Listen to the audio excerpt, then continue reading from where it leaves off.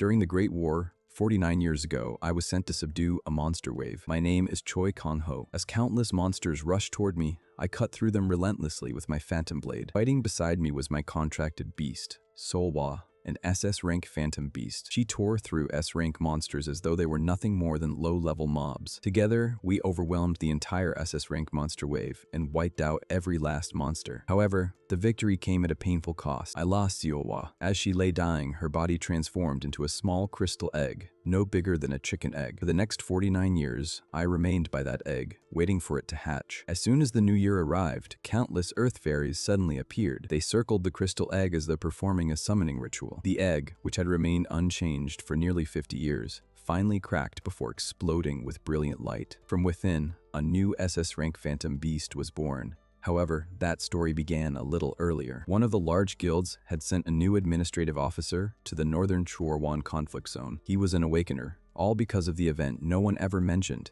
Lightly Daybreak. On that day, monsters invaded Earth in overwhelming numbers and pushed humanity to the brink of destruction. In response, the world produced positive forces known as Awakeners, who fought back against the monsters and gradually restored order. Even so, the war lasted 20 years. During the final battle, I emerged as one of the 5 great heroes, and together we brought the era of Daybreak to an end. 29 years later, the administrative officer arrived to meet me. He had expected to find an 80-year-old man, but before he could reach me, he encountered a moss duck, a monster capable of running over 100 kilometers per hour. They always traveled in packs, relentlessly charging their prey. He realized that if he fought there, he would almost certainly die. So he turned and ran. The monsters chased after him, leaving him wondering how anyone could possibly survive in a place like this. Unfortunately, his troubles were far from over. Several airing disaster thunderbirds appeared and joined the chase. Seeing a cabin in the distance, he decided to hide inside. Before he could reach the door, one of the monsters grabbed him. Just as he accepted his fate, I spoke. The monster froze instantly. The officer realized he had heard a human voice. As he looked toward me, I told the monster to put him down and leave. It obeyed without hesitation. After making a rather dramatic landing, the officer stared in disbelief as the monsters followed my commands. I asked whether he was the new administrative officer. He wondered who I was. Before another monster could send him flying, I casually waved my hand and ordered every monster to leave. They immediately returned to their positions in perfect formation.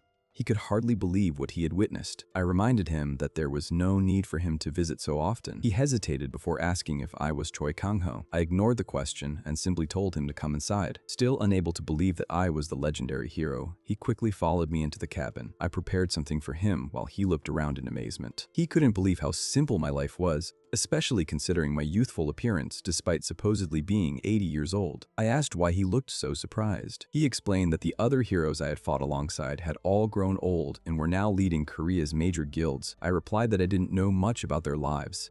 I only knew that my own body had stopped aging. He then pointed toward the creature sitting beside me. I explained that it was a thunderbird chick and that I found it rather cute. He already knew about my unique ability and understood that it had played a major role in humanity's victory during the Great War. My power allowed me to bend monsters to my will. He then mentioned the stories about the powerful beast that had once fought by my side.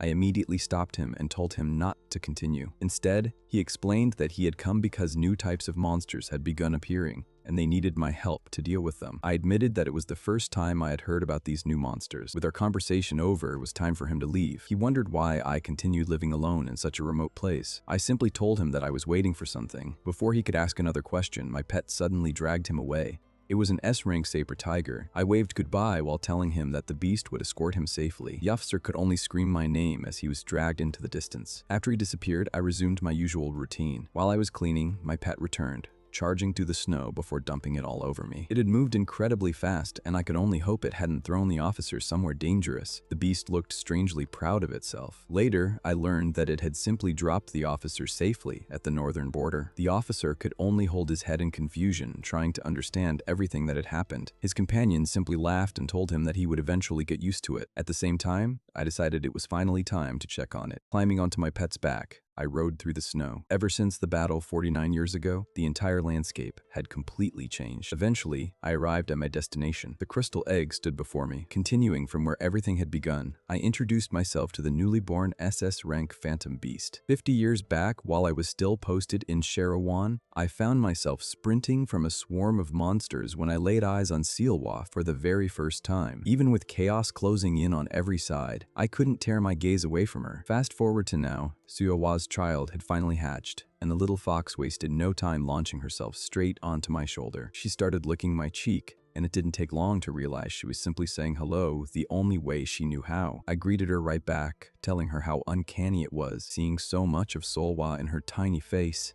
That's when something caught my eye. A handful of beasts flying overhead. I flicked on my beast eye to size them up and found myself looking at a species I'd never seen before, though their stats were surprisingly weak. It brought me straight back to what Shim had mentioned about new monster types cropping up. Made me wonder, could Seol-a's child waking up and these fresh arrivals be tied together somehow? Not long after, I made my way to the headquarters of Mercenary Tower, one of Korea's big 3 guilds, arriving in style on Mongchi's back and landing right on the rooftop. One of the guards took one look at us and completely lost it, sprinting off to alert his team leader that a demonic beast had just touched down on the roof, practically begging for backup. His team leader just gave him a calm pat on the shoulder and reminded him of Article 3, Paragraph 1 of the Emergency Response Manual, the part that says if a young man shows up riding a saber tiger, he's a friend of the chairman and deserves the warmest welcome, not a panic attack. The guard was ordered to open the roof access immediately, since apparently I qualified as someone important. Turned out that ridiculous-sounding manual entry wasn't just something they invented to prank new recruits after all. Before heading inside, I gave Mongchi a stern reminder to behave while I was gone, sealing the deal with a pat on the head, basically a bribe, and we both knew it. I exchanged a quick greeting with the team leader and asked whether his boss happened to be in. Walking through the building, I spotted an old photo on a shelf, me and an old comrade, frozen in time. Moments later, an aging man stepped into the room. His name was Lim Chul-hae, one of the original 5 heroes, known back in the day as the Iron Fist King. The second he saw me, he practically threw himself into my arms, thrilled beyond words. First thing out of my mouth was asking why he had so much liquor scattered around the place. Chul-hae shot back that since they were both old men now, the least they could do was drink properly while catching up. I countered that being old was exactly the reason he should be watching his health, not stocking a bar. We were still going back and forth when the little fox poked her head out from inside my coat. Chul-hae froze, stunned, and asked if she was really Seol-a's child. I confirmed it, telling him I'd named her Seol-a. That seemed to click something in his head. He grinned, clearly convinced I'd only come by to show off my new pet. He grabbed my arm, insisting this called for drinks, and reluctantly, I gave in. Before long, we were drinking like we hadn't seen alcohol in decades. It was somewhere in the middle of that haze that I finally told Chul-hae the truth. I hadn't just come to catch up. I actually needed to ask him something. Chul-hae asked me what was on my mind, so I laid it out. The Disaster Management Bureau had come to me directly, showing off details on this new monster species they'd run into. Turned out Chul-hae's own guild was wrestling with the exact same nightmare. One of their A-rankers, sent out to the southern conflict zone, had simply vanished, and that alone was alarming, considering the guy's rank should have made him nearly untouchable out there. Chul-hae admitted he couldn't fully explain it, but the signs all pointed to something seriously wrong brewing beneath the surface. These new monsters weren't just showing up more often, some of them were carrying actual demonic energy. That detail immediately sharpened my focus because every single monster from the Great Daybreak War had carried that same demonic taint. Back then, demonic energy didn't just boost a monster's instincts, it pushed their ferocity into something almost unrecognizable, and standing behind all of it was a Majin, being capable of cranking that demonic energy up to its absolute peak. If history was repeating itself, worst case, we could be looking at something like that again, and honestly, the thought unsettled me. Chul-hae shifted gears before I could dwell on it, bragging that he'd landed the 40th spot in the world rankings and 6th in Korea. I told him not bad for an old man, which he did not appreciate. He shot back that not bad didn't cover it, not when the cost of everything kept climbing while his ranking kept sliding the other way. Then, right before I could head out, Chul-hae insisted we measure our magic power first. He proudly announced his sat at 14,000. I told him I really wasn't interested. Sounded thoroughly unexciting to me, but he guilt-tripped me into it anyway. So I slid my arm into the measuring bracelet, and Chul-hae told me to push my magic power into the device. I did, and it started scanning to confirm my identity. Once it locked that in, the results came back. My combat power measured at 120,000, placing me first in the entire world ranking. Chulhee's jaw practically hit the floor.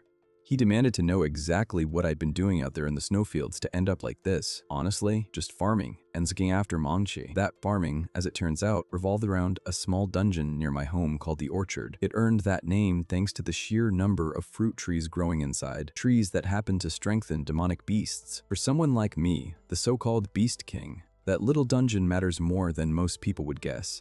There's only one real way to boost it further, and that's with a fairy stone. So I pulled out a large one I'd been gifted and planted it right in the orchard's soil. The effect was immediate. A surge of energy rippled through the entire garden, impressive enough that even I had to pause and appreciate it. The fruit practically lit up and the fairies seemed to be having the time of their lives. The gags scattered around the orchard doubled in size almost instantly, and Seol-a bounded straight toward the other beasts, eager to join the celebration. While Seol-a bounced around the orchard, I switched on my beast eye to get a proper read on her stats. Her rarity checked out at SS, but her attack and combat levels both showed up as FF, basically unmeasured. Even stranger, her special ability and her potential were both marked with question marks, blank slots waiting to be filled. Turned out she wasn't just any fox either. She was a subspecies, and even that classification came with its own unanswered question mark. Before I could dig deeper, Seol-a suddenly spun around and bolted straight out of the cabin. I couldn't figure out what had set her off. It was like she'd sensed something the rest of us missed. Naturally, I took off after her. Fast as she was, I closed the gap soon enough, and together we leapt off a cliff edge to find a cluster of earth spirits trapped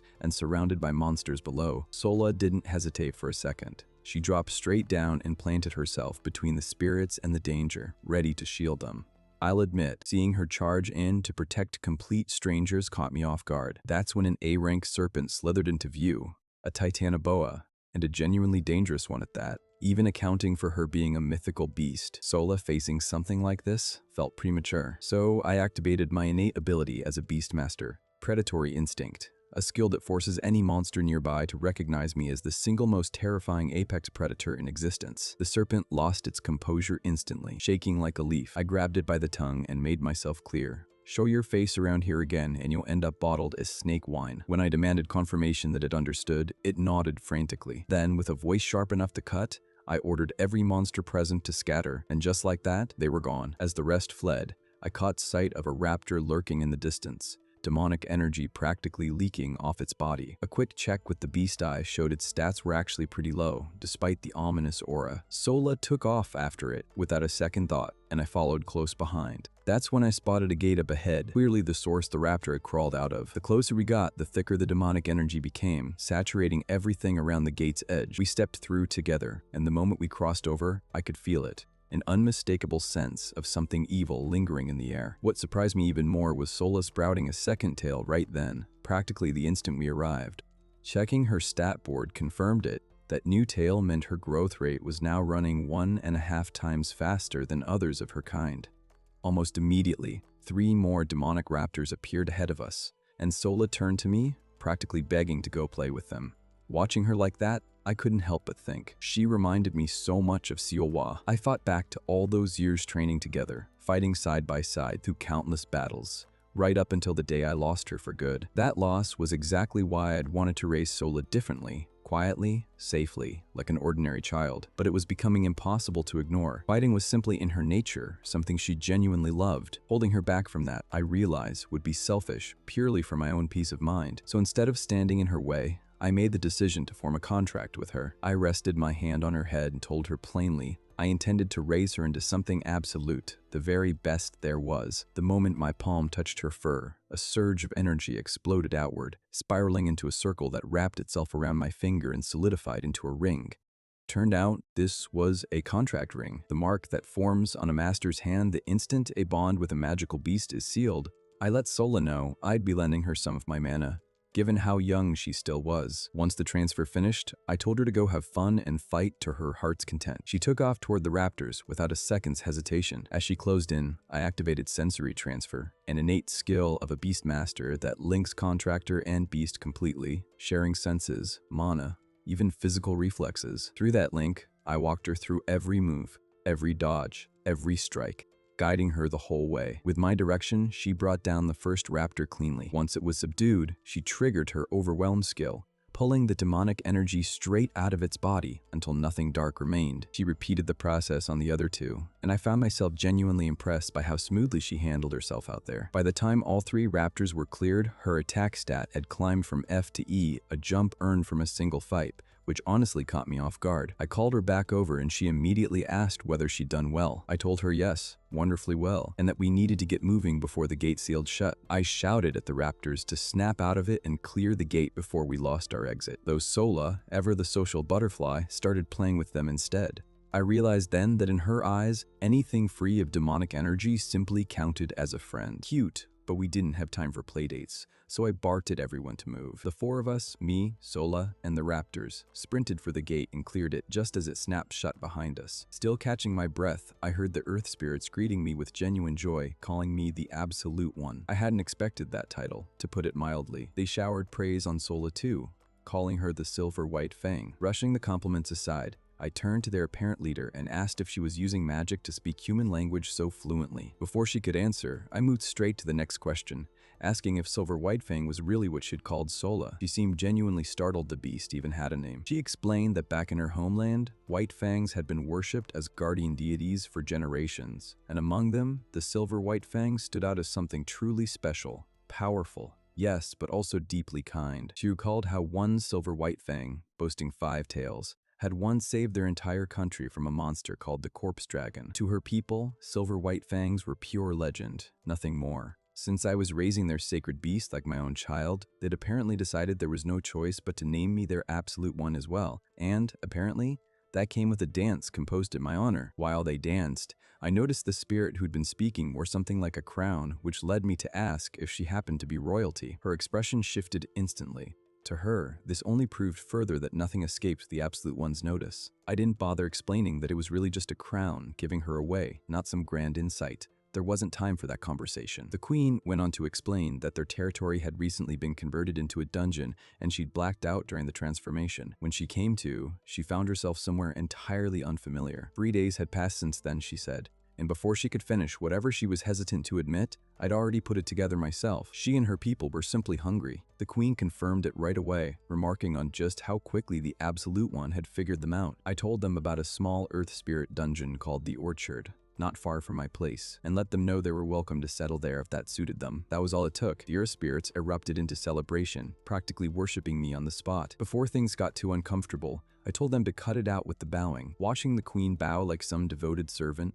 I couldn't help wondering if this was just standard behavior for fairy tale royalty. Not long after, Mongchi showed up like he'd been summoned as an Uber ride. The earth spirits climbed on, gripping tight as we cut across the frozen plains, with me reminding them to hold on. Later, a notification popped up, a new group chat courtesy of Chol-hae, apparently created just for the 5 war heroes. The second I joined, chaos broke loose. The sword god, Junwoo, and the bow god, Ho-young, immediately started arguing over who deserved the title of strongest, and within minutes, they'd arranged an actual match to settle it. None of this surprised me in the slightest. Those two had been at each other's throats since day one. Idiots, sure, but they were also the comrades who'd stood beside me through the entire Great War. Since it had been ages, I figured it was finally time to go see them face to face. Besides, I'd already decided to raise Seol-a into the best version of herself, and building the right training regimen felt like the natural next step. Soon enough, the sword god and bow god squared off at their chosen battleground, the mountain packed with spectators eager for a show, reporters included,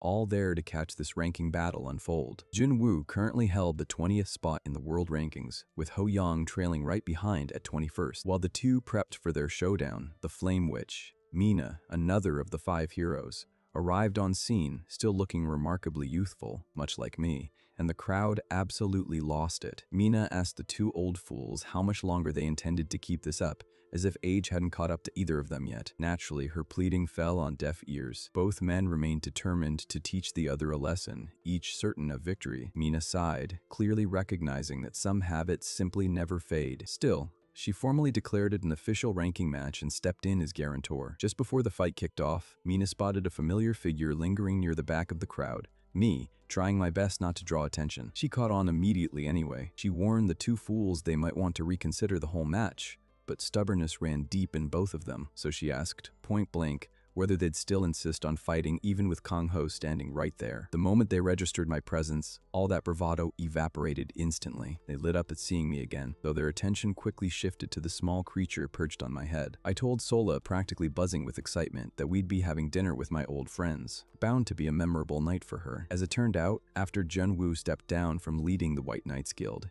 he'd founded a smaller guild near Burkansan Mountain to train the next generation. He led me into his medicinal storeroom, proudly showing off his collection of moonsalt, a rare, wildly expensive herb known for amplifying a monster's mana when consumed. Seol-a, ever curious, tried taking a bite straight off the shelf, prompting me to gently explain that wasn't quite how you were supposed to eat it. Charmed by how adorable she looked, Jun-woo insisted I take the entire stash, more than happy to help me raise her properly. Meanwhile, outside, Ho-young's patience had officially run out. He shouted for me to just raid the whole warehouse already, though Jun-woo assured him he was already prepared to hand over everything I'd need. I thanked him sincerely for the gift, and he simply told me to visit more often if I really meant it. That's when Ho-young chimed in, announcing they'd already stocked up an absurd amount of alcohol, more than fitting for two old friends who hadn't shared a drink in 15 years. Jun-woo was fully on board once word reached him about my drinking session with Chul-hae. Naturally, I couldn't resist poking fun at both of them, asking why they, along with Chul-hae, were the only ones whose faces actually showed the years, while mine hadn't. Predictably, they both dodged the question entirely and steered us straight back toward round 2 of drinking. The next day, I made my way over to Seolbank. The instant I stepped through the doors, a clerk rushed over, bowing deeply and insisting on personally escorting me to the VVIP room. I practically had to beg him to stop with the bowing, explaining I'd simply come to withdraw some mana stones. Seol-a, puzzled, asked what the stones were even for, so I broke it down for her. Basically money, essential if we wanted to go shopping. The clerk assured me the storage vault remained exactly as I'd left it, free for me to use however I pleased. Once I'd wrapped up my business and was heading toward the exit, a gang member perched on his motorbike outside noticed me from a distance. He clocked the way bank staff kept bowing toward me despite my casual clothes, and immediately assumed all that respect was aimed at the well-dressed man walking beside me instead. Curious, he switched on his mana detection lens, a device designed to see through objects and identify both the grade of mana stones and any detectable magical signature. Scanning the suited man's briefcase, he found only 2 C-grade mana stones and 3 of a lesser grade. Unimpressed by such a modest haul, almost as an afterthought, he scanned my pockets too, and nearly choked on his own surprise. Tucked away casually were 3 S-grade mana stones, alongside 2 A-grade and 5 B-grade ones. He realized, stunned, that I was strolling around with roughly 1.6 billion in raw value like it was pocket change. Naturally, he tried checking my rank next, curious if I was some S-rank hunter, but the device couldn't register any mana reading from me whatsoever. Concluding from that failure that I must simply be an unawakened civilian, he figured he'd just found the perfect, unguarded target. He immediately radioed his boss, practically giddy, announcing he'd struck gold and promised to keep tailing me while I carried on, blissfully unaware. Not long after, I wandered into a rather unusual building where a beast woman greeted me, visibly startled that I'd finally shown my face again after 15 years. She already knew about Mongchi and asked with clear curiosity what creature I was planning to raise this time. I told her a silver white fang and she immediately connected the dots. Seol-a's descendant, obviously. I confirmed it,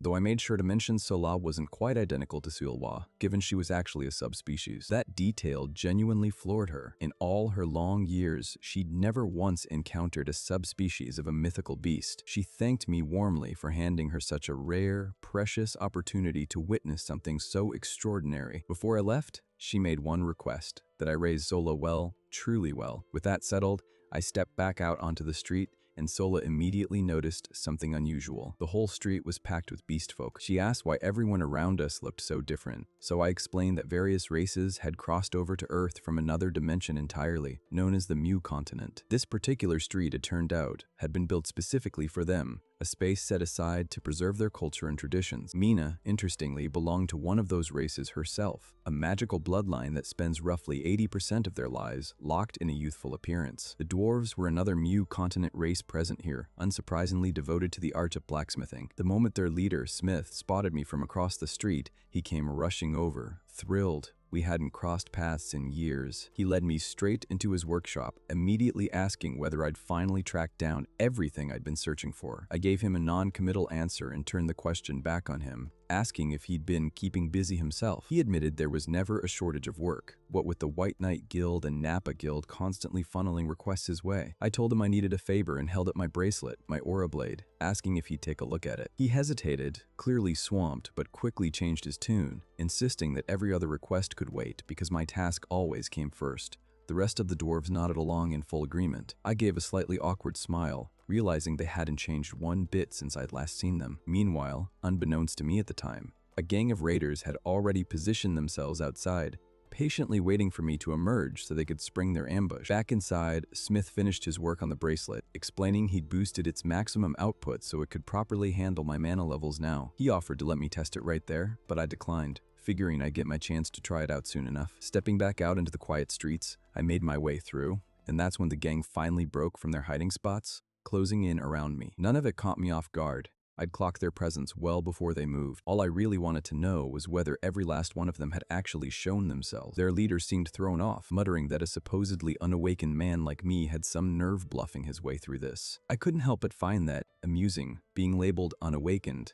so I asked whether they'd relied on a mana detection lens, given its measurable ceiling capped out at 100,000. Their leader confirmed it, though a flicker of unease crept in. Something about how relaxed I seemed for a man supposedly cornered didn't sit right with him. Still, he reasoned that only 3 people in the entire country carried combat power above 100,000, and he personally knew all 3 by name. Decided I posed no real threat and gave the order for his men to attack, sealing, without realizing it, a rather foolish decision. I drew my aura blade, fully expecting what was about to unfold, a fight barely worth calling one. The first wave that charged me dropped instantly, and their leader's confidence shattered right along with them. Scrambling, he pointed his lens at me again, desperate for a reading, but the result came back the same as before, unmeasurable. That's when doubt finally cracked through his certainty. Maybe, just maybe, my combat power really did exceed 100,000. He was still stammering out questions about who exactly I was, when I answered by driving my fist into his skull. Once the rest of the gang lay incapacitated, I pulled out my phone and discovered they were all wanted criminals. Their leader, a man named Mong,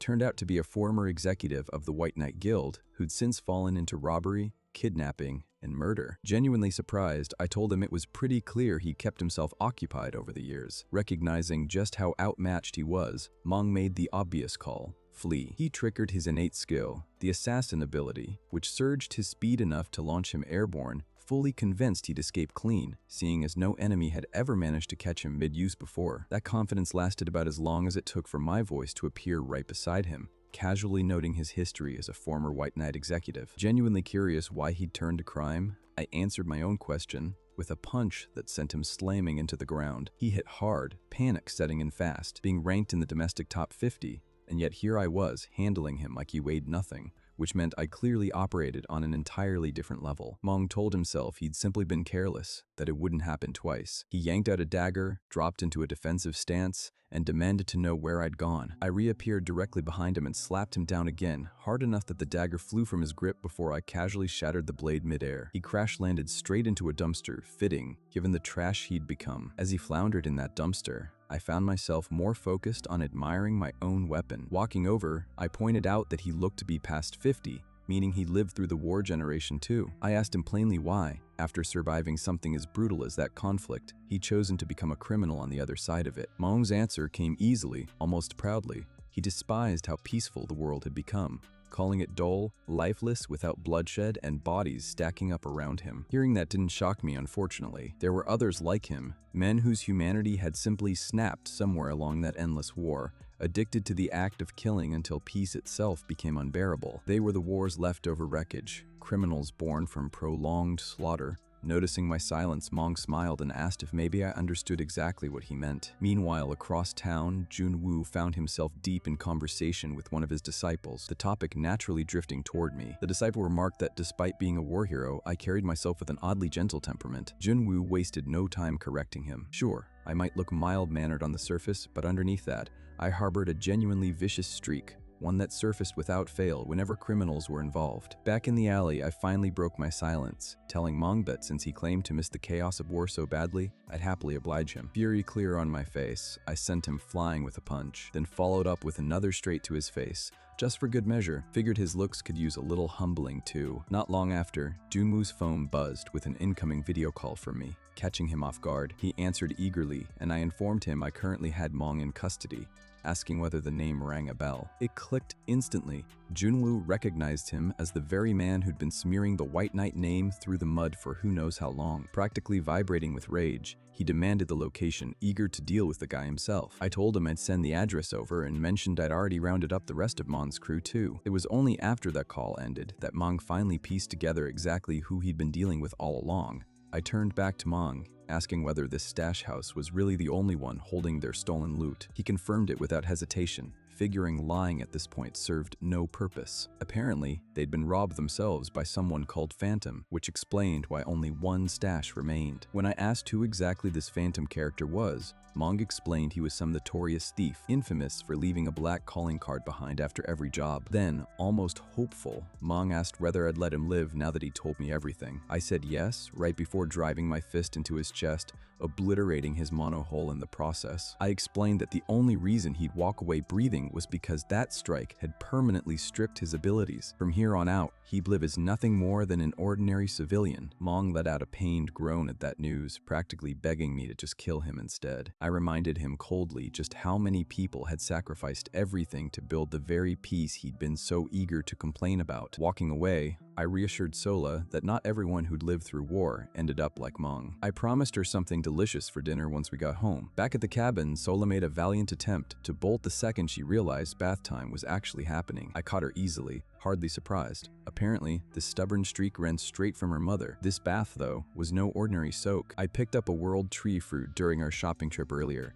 and I used my mana to melt it straight into the warm water, filling the room with a rich fragrance and settling the temperature just right. Seol-a dipped one paw in, testing the waters, and immediately decided she approved. Relieved to see how much she liked it, I lowered her gently into the water. As it turned out, Beastmen warriors of old had a tradition. Before heading into battle, they'd grind down a small amount of world tree fruit peel and rub it into their skin, a ritual that dramatically toughened their fur, hide, and flesh. That same precious fruit was now dissolving straight into the bathwater, soaking into Seol-a's body. Before long, the water itself began to vaporize, though the intensity of the effect hardly shocked me, given what that fruit was capable of. What did catch my attention was Seol-a picking up an entirely new skill mid-soak, Guardian of Nature. Checking her stat board afterward, I found she now possessed an exceptional talent for absorbing natural energy, with her efficiency for nature-infused medicines sitting at a full 1.5 times higher than others of her kind. Once the bath wrapped up, I gave her head a pat and suggested we go find something to eat. Back at the cabin, I finally showed everyone the rare ingredients I'd spent so long tracking down, the real reason I'd been away. I set about preparing something special,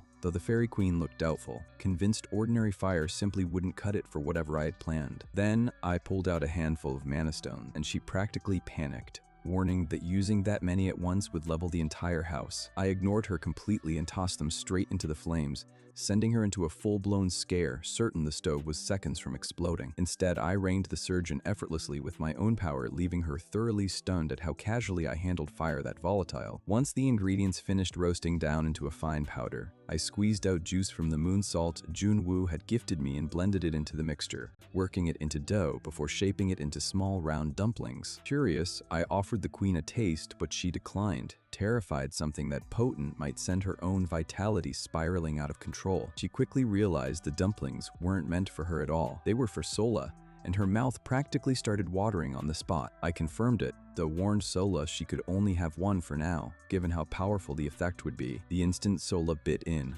a wave of mana surged through her entire body, and she declared, delighted, that nothing had ever felt quite this good. Her defense jumped from FF straight to E, and her size nearly doubled on the spot, leaving the fairies watching completely speechless. Afterward, Seol-a and I stepped outside for a run. Watching her progress, I felt genuinely glad she was absorbing the medicine so well. Her growth was outpacing even what I'd seen from Seol-a at that age. That thought led me somewhere heavier, though. I found myself wondering what might have changed if I'd done all this for Seol-a back when she was young. It hit me then, painfully clear, just how clueless I'd actually been raising her. All we'd ever really done together was run and fight, nothing more. I never made sure she ate until she was full. I never let her rest properly when she fell ill. And standing there, watching Seol-a thrive, The regret settled in quietly. Maybe things could have turned out differently, if only I'd known how to raise her properly back then. That very regret, though, became the reason I threw myself even deeper into studying demonic beasts after Seol-a passed. Quietly, I made myself a promise. Everything I'd failed to give her,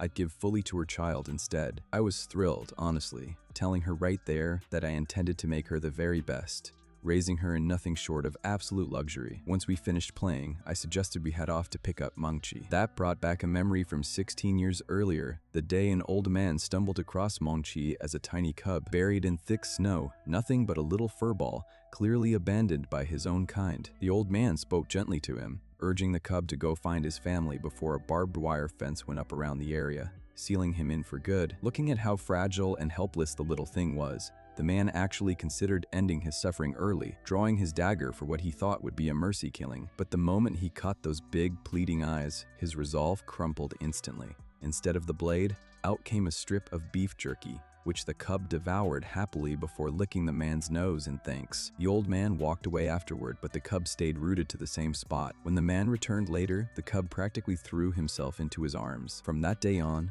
the little creature stayed under the old man's care, growing at an astonishing pace. During one particularly light-hearted day together, the old man jokingly compared him to a giant ball of fun, and just like that, the name Mangchi stuck. Sitting with him one evening, the old man opened up, explaining he'd lost his entire family during the Great War, left to wander alone ever since. His situation made worse by an illness he'd contracted from another world entirely. He admitted just how difficult it had been to consider killing Mangchi that first day, monster cub or not, sworn enemy or not. Something about the little guy reminded him of himself as a young boy, and that connection had been impossible to ignore. Mid-conversation, the old man suddenly clutched his chest, coughing violently. Mangchi, seeing this, immediately took off to hunt, since food gathering had always been the old man's job, not his. But by the time he returned, the old man had already collapsed, sending Mangchi into a full panic. The only place he could think to find help was down the mountain, the exact place he'd been warned never to go. Dangerous or not, he made the call, racing down toward the military settlement below. The instant he arrived, soldiers sounded the alarm and swarmed him instantly,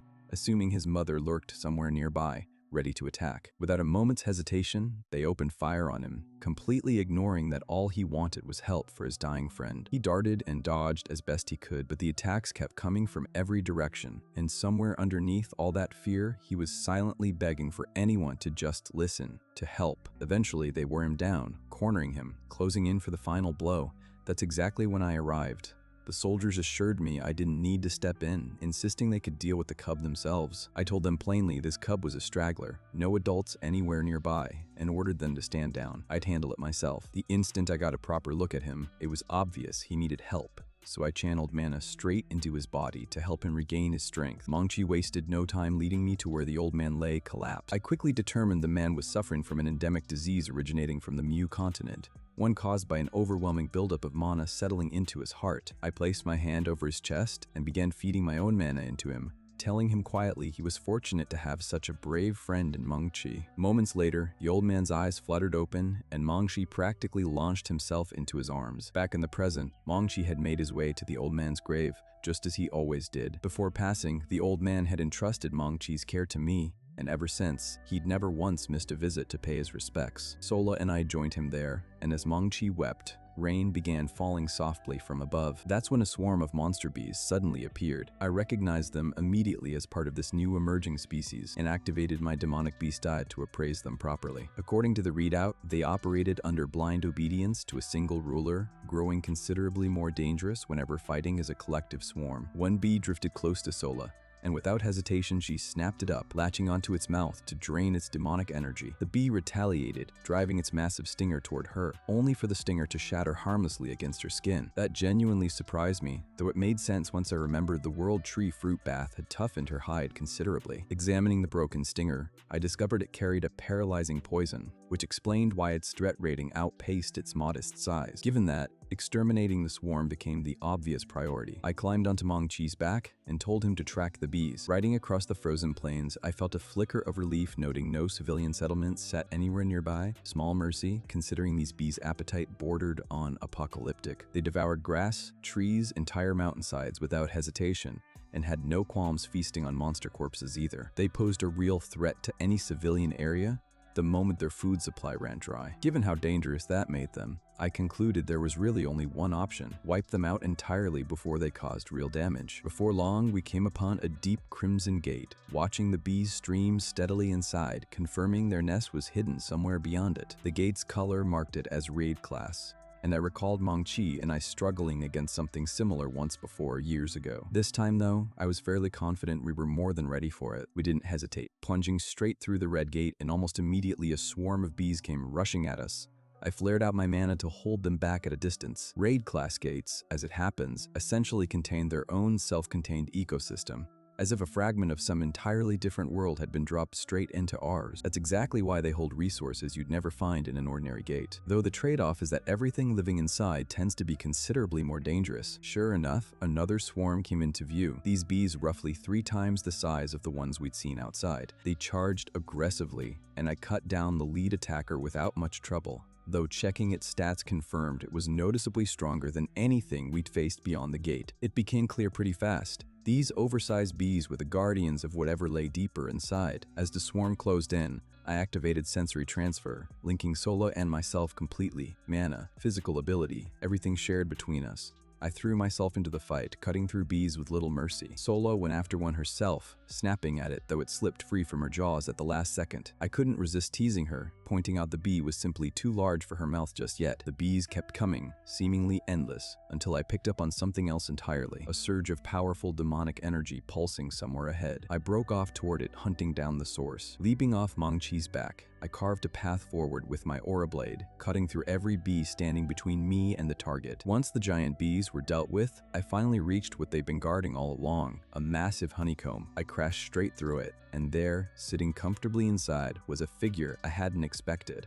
Something in its appearance, and the sheer weight of energy radiating off it, told me instantly a demon had returned. Then, oddly, I heard it muttering under its breath about how thoroughly screwed it was, which, honestly, shouldn't have been possible. I had no business understanding demon language at all. The demon clearly noticed the same thing, and once it registered that I could actually hear it, it straightened up and decided introductions were in order. It called itself Theo Kamagan, once ranked 4th among all demons in the demon realm. I readied myself for a fight, aura blade primed, only for Theo to immediately drop to his knees, insisting he wanted absolutely nothing to do with combat, especially not against someone clearly stronger than him. He seemed genuinely stunned, marveling that a human could actually command monsters like this. Honestly, I was just as thrown by what I was witnessing. Since he clearly posed no threat, I let my blade fade out. It struck me then just how different Theo was from the demons I remembered from the war. Those had been little more than mindless engines of destruction, spewing demonic energy without a shred of thought behind them. This one somehow could actually talk. I asked him plainly what exactly he was, and still kneeling, he admitted it: a demon,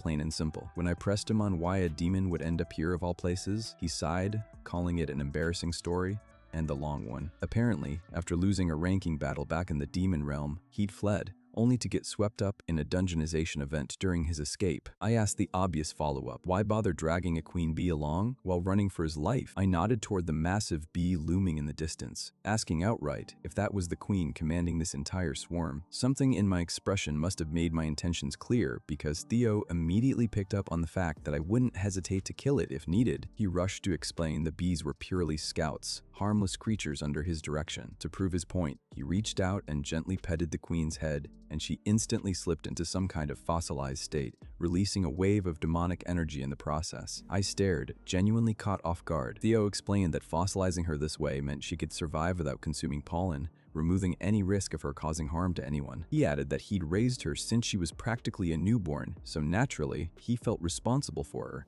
Mid-explanation, Seol-a suddenly clamped down on his leg, siphoning out the overwhelming demonic energy pooling inside him. She looked positively delighted doing it, which thoroughly unsettled Theo. Apparently, he'd never encountered a beast that fed on demonic energy before. Watching all this unfold, I concluded Theo himself wasn't actually the danger here. The real threat was whatever lay behind him, the demon realm he kept referencing. Given he'd once ranked 4th there, he seemed like exactly the right source for information. Still, I hadn't forgotten Majin's raw strength, not for a second, so before Theo could even react, I closed the distance and struck him square in the chest, telling him plainly this was just insurance, sealing off his monohole. He crumpled to the ground, and once he recovered enough to notice his demonic energy had vanished entirely, I instructed him to follow along quietly, warning that any funny business would end with him dead. He agreed without argument, silently wondering if this was simply how humans operated. Meanwhile, guilds from across the entire country had converged around the SS-class dungeon's appearance, deploying their forces in full force. There was really only one thing drawing them all together: priority clearing rights. With the war long behind us, SS-class guilds now sat on staggering amounts of valuable resources. What once inspired dread had transformed into little more than glorified treasure vaults, and everyone wanted first crack at them. Determining who actually earned those rights came down to something almost embarrassingly simple: a tournament. Whichever guild's chosen fighter won claimed the prize. Even Neppa Guild, one of the big three and a guild with a long, storied tradition, had brought in a fighter specifically built for this. His code name was King. Officially, he ranked 10th among SS-class hunters, and somewhat bizarrely, doubled as a social media influencer in his spare time. Another competitor stepped forward, clearly seething, accusing King of leaning on cheap tricks instead of real skill. King barely acknowledged him, simply dismissing the guy as a pig. That competitor went by the code name Broken, currently ranked 2nd among S-class hunters, and the founder of Plogon Guild, one of the 4 great prestigious guilds. King casually reminded him how their last encounter had gone, wondering aloud if he'd come back for round 2 of the same beating. Broken lunged forward without another word, and before he could even register what happened, King's wind ability sent him flying backward with almost no effort at all. That's precisely the moment I strolled out of the dungeon, Theo trailing right behind me, shaking like a terrified turkey the whole way. The instant I stepped outside, I was greeted by the sight of a massive, pig-shaped man sailing directly toward me through the air. Without giving it much thought, I raised a hand, snatched him mid-flight, and set him down on the ground, genuinely puzzled about where exactly he'd come from. Turning my attention forward, I took in the scene. The whole area looked nothing like it had when I'd first entered. Someone in the crowd muttered something about me apparently having just emerged from the dungeon. Before anyone could piece together what that actually meant, the entire assembly of guild members froze in stunned silence. Silence that curdled almost instantly into outrage. King, realizing the same thing, demanded to know exactly who I was, accusing me outright of looting treasure he clearly considered his own, before charging straight at me. Theo, still trembling behind me, hissed a warning that this man fully intended to kill us. I reminded him flatly that I'd already told him once to stay quiet. Then I turned my full attention back to King, already sizing him up. Arrogant. Incredibly, almost impressively arrogant. Rather than throwing a punch, he launched straight into a rant instead, griping about the total lack of rules, demanding to know who exactly had given me clearance to step foot in that dungeon. I asked simply whether clearing a dungeon actually required someone's permission in the first place. Apparently, yes. Otherwise, he explained, nobody would bother competing out here when they could just slip in first and scoop up everything before anyone else got the chance. That made me recall the whole tournament setup people now used, all just to secure priority clearing rights. Meanwhile, King had quietly run a scan on my status, only to find my magic power registering as nothing at all in his scouter. Confused, he wondered aloud if I was simply some ordinary civilian. A second later, he was shouting, insisting someone who hadn't even awakened had absolutely no business poking around a place like this. Behind me, Theo whispered nervously, asking whether I planned to kill him. I told him, plainly, no. Then King grabbed my shoulder, and I felt my patience thinning fast. The man had officially crossed into unbearably annoying territory. He wasn't backing down either, rambling on like he genuinely had no clue what he was even arguing about anymore. Honestly, at that point, the only word that came to mind was idiot, and that's when I realized I simply couldn't hold back any longer. One of Junwoo's disciples arrived on scene and recognized me on sight. Nearby, someone calling himself King was busy puffing himself up, loudly demanding to know whether the White Knight Guild was also competing for clearing rights. The disciple ignored him entirely, turning instead toward me with a respectful greeting, mentioning we'd briefly crossed paths during that video call with Junwoo. He introduced himself as Lee Hawk of White Knight, currently serving as their guildmaster, no less. I returned the greeting, admitting I was mildly surprised clearing rights had become an actual system now. Hawk-yu confirmed it, explaining that's simply how things operated these days. King, meanwhile, was practically fuming at being so thoroughly ignored despite considering himself something of a celebrity. He rounded on Hyuk, demanding to know why he was bothering with some supposed non-awakened nobody like me. But then, almost immediately, the name clicked into place in his head, and his expression shifted the instant he realized exactly who he was standing in front of, the Beastmaster himself. Right around then, Yuk caught sight of the smile creeping onto my face, and immediately Yunwoo's old warning surfaced in his mind that whenever I started smiling like that, it meant whoever stood across from me was about to get absolutely wrecked. A cold sweat broke out on Hayek instantly. King, meanwhile, remained blissfully oblivious to what he'd just triggered, privately dismissing me as unimpressive, nothing worth worrying about. In fact, some ridiculous notion took root in his head that beating me would somehow put him above the 5 war heroes themselves. The moment I noticed him winding up, I offered him a genuinely sincere thank you. King brushed it off, telling me not to bother thanking him, insisting he was the one who ought to be grateful before swinging at me with everything he had. Just as he became convinced he'd landed the first blow, he realized with a jolt that I'd already vanished from the spot entirely. Before he could process it, I'd hauled him straight into the dungeon, reminding him that his own arrogance about clearing it first had earned him exactly this. I tossed him inside, told him to go ahead and clear it himself, and he hit the ground hard, utterly stunned, clearly the first time anyone had handled him so roughly. I told him plainly that I'd had no interest in interfering with his affairs originally, but since he'd forced the issue, I wasn't left with much choice. I closed the distance fast. King scrambled back to his feet, attempting a counterattack, but I simply caught his head and drove him into the ground, reminding him, calmly, that a little humility wouldn't kill him. Watching from the sidelines, Theo turned to Huck and remarked that King might actually die from this beating. Hakyuk, grim-faced, agreed without hesitation, though privately he found himself far more curious about who exactly this Theo character even was. Once King regained consciousness, I told him his movement wasn't bad, technically speaking, just reckless beyond reason. I asked who trained him, and he admitted, almost proudly, that he had no master. He'd clawed his way to S rank purely off raw natural talent. I told him talent was certainly valuable, but it didn't make him untouchable, and urged him to carry himself with a bit more humility. Stronger opponents would inevitably surface eventually, I warned. And if he refused to learn that lesson now, he'd slam straight into the ceiling of his own talent sooner than he expected. And in a real fight, hitting that ceiling could easily cost him his life. King, half-dazed, asked if I thought he was just some clueless fool, and I simply told him to go find himself a proper master. While I was still mid-lecture, King, somehow, pulled out his phone to snap a selfie for social media. Clearly, words alone weren't going to sink in until I beat the lesson in physically. He begged for just a few more photos before accepting his inevitable second round of punishment. Eventually, chaos aside,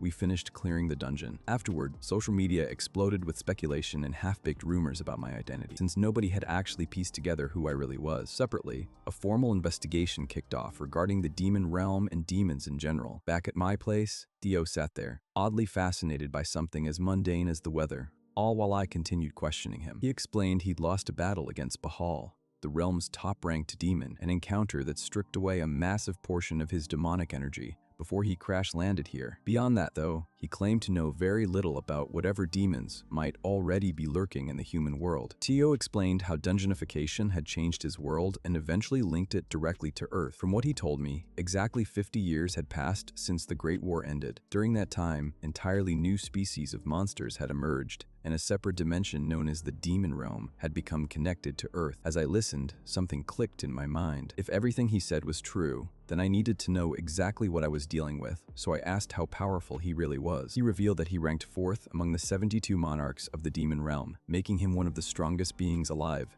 He then acted completely casual, insisting he wasn't the type to brag about his strength. Instead, he claimed that if I was truly curious, I should just remove his seal. Judging by his expression, he clearly thought there was no chance I would actually do something that reckless. Too bad for him, I was fresh out of better options. Without wasting another second, I snapped my fingers and broke the seal. The moment it disappeared, demonic energy rushed back into his body like a dam had burst. He looked so thrilled that it was almost embarrassing, excitedly enjoying the fact that he could finally use demonic energy again, before telling me to witness his true form. Meanwhile, I quietly took my stance. If this guy tried even the tiniest bit of funny business, his comeback was going to be the shortest in history. Without warning, skeletons burst through the ground all around us. Tio smiled as he summoned the dead to answer his command, and in the very next moment, 2 skeletal monsters climbed out of the earth and charged straight at me. I couldn't hide my surprise. Out of all the things I expected, this guy was actually a necromancer. He explained that necromancy was exactly what his abilities were all about, He created familiars from dead corpses and controlled them as his servants. He had believed he had lost all of that the moment his abilities were taken away. I honestly couldn't believe it. All those necromancy novels I'd read were actually onto something. Just then, my little monster rushed forward, screaming that it wanted something even tastier. With a single strike, she smashed every skeleton to pieces before charging straight at Tio. He noticed her immediately, but before he could react, my little pet switched into her vampire mode and started draining his demonic energy. His body trembled as his strength vanished at an incredible speed. It didn't take long for him to realize that I had opened his mana hole on purpose so my little pet could freely suck away all of his demonic energy. I could only smile. If one move managed to kill 2 birds with 1 stone, I wasn't about to complain. Then something unexpected happened. His mana hole suddenly began to glow, and I noticed a strange change. The empty space left behind as his demonic energy was completely drained wasn't staying empty. Instead, it was being filled with purified magic power. At the same time, my little pet started glowing. Before my eyes, she evolved from a 1-tailed beast into a 2-tailed one. That completely caught me off guard. The bright glow faded, and her status appeared before me. Her species was still White Fang, but it was now fused with a demon attribute. Both her attack and defense had risen to rank D, and she'd even gained a brand new skill. I was genuinely surprised. Simply absorbing demonic energy had increased both her attack and defense, and I couldn't help wondering what her newly acquired skill could do. I quickly remembered what Johanna had told me the other day about the legendary Silver White Fang. According to her, that incredible beast possessed 5 tails. That immediately made me wonder if my own little pet could eventually grow 5 tails as well. Before I could think any further, my phone suddenly started buzzing in my pocket. I pulled it out and saw that the call was from my old comrade, Seol-a. He explained that he needed a favor. Another awakened from his group had gone missing in the southern conflict zone. The missing person was ranked 30th in Gloria, and after everything that had happened, he had already withdrawn his forces from the area. The moment I heard the location, I recognized it as the same place he had complained about before. I couldn't help wondering what the hell was really going on over there. As for the southern conflict zone, it stretched across Daegu and down into the Busan region, with Daejeon serving as the last real gateway before entering it. That city had managed to stay safe largely thanks to Levon, one of the 4 prestigious guilds and a genuine powerhouse in traditional magic. Not long after our conversation, I made my way to Daejeon, and once the guards confirmed my identity at the checkpoint, they waved me through. When they asked about Theo, I simply told them to think of him as my assistant. I asked the soldier whether Theo would need identification of his own, but apparently that wasn't necessary. Word had already come down from higher up. Ever since the war ended and I settled into life up north, order had largely taken hold among the disaster species there. The south told a very different story. A genuine conflict zone disaster species surfacing constantly. Territorial disputes between monsters raging without pause, which naturally raises the question everyone eventually asks. Why not just eliminate the monsters entirely? That, unfortunately, wasn't quite so simple. As we pushed deeper into the region, I climbed onto Mongchi's back and told Theo to do the same. He was mid-motion when a severed monster head came flying straight past him. A blunt reminder of just how active the fighting here really was. There was never much reason to wipe out every monster in the south. Human civilization had already recovered, but the population still hadn't bounced back from the countless wars, so there was no need to expand our territory any farther. On top of that, the only valuable mana stones came from monsters before they evolved. The creatures roaming the south had already fully evolved, making the mana stones they dropped practically worthless. Because of those reasons, the entire southern region had been left alone and eventually turned back into a vast wilderness. Moving further in, Theo mentioned the landscape reminded him faintly of home, pointing out the surrounding vegetation. Heatgrass, he called it, plants that radiated warmth outward,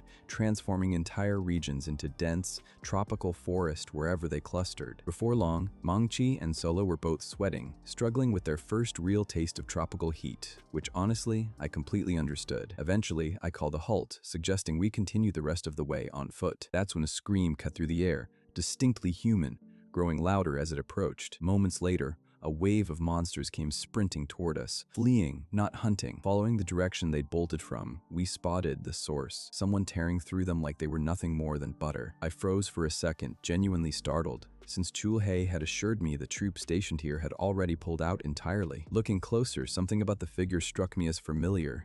Blonde hair, a headband stamped with the word training wrapped around his forehead. Turned out, impossibly, it was King. And apparently he'd taken that training advice a lot more seriously than I expected. The moment he lifted his head, I recognized him instantly, King, which immediately raised the question in my mind, what on earth was he doing all the way out here? He stared back at us, something fierce burning in his expression, and for a second, I genuinely braced myself for round 2. Instead, he dropped his head respectfully, greeting me as a senior without a hint of hesitation. Even Theo looked baffled by the sudden shift. This was not the same guy who had been shouting nonsense minutes earlier. He asked what had brought us out here, so I told him simply that we had business to attend to, then turned the question back on him. With an almost proud smirk, he announced he was training. That genuinely threw me. Training? Out here? No sane person willingly wandered into territory crawling with mutated calamity-class monsters just to build muscle. Yeah, this guy was, without question, an idiot. I turned to walk off, and predictably, he came jogging after me. As we moved together,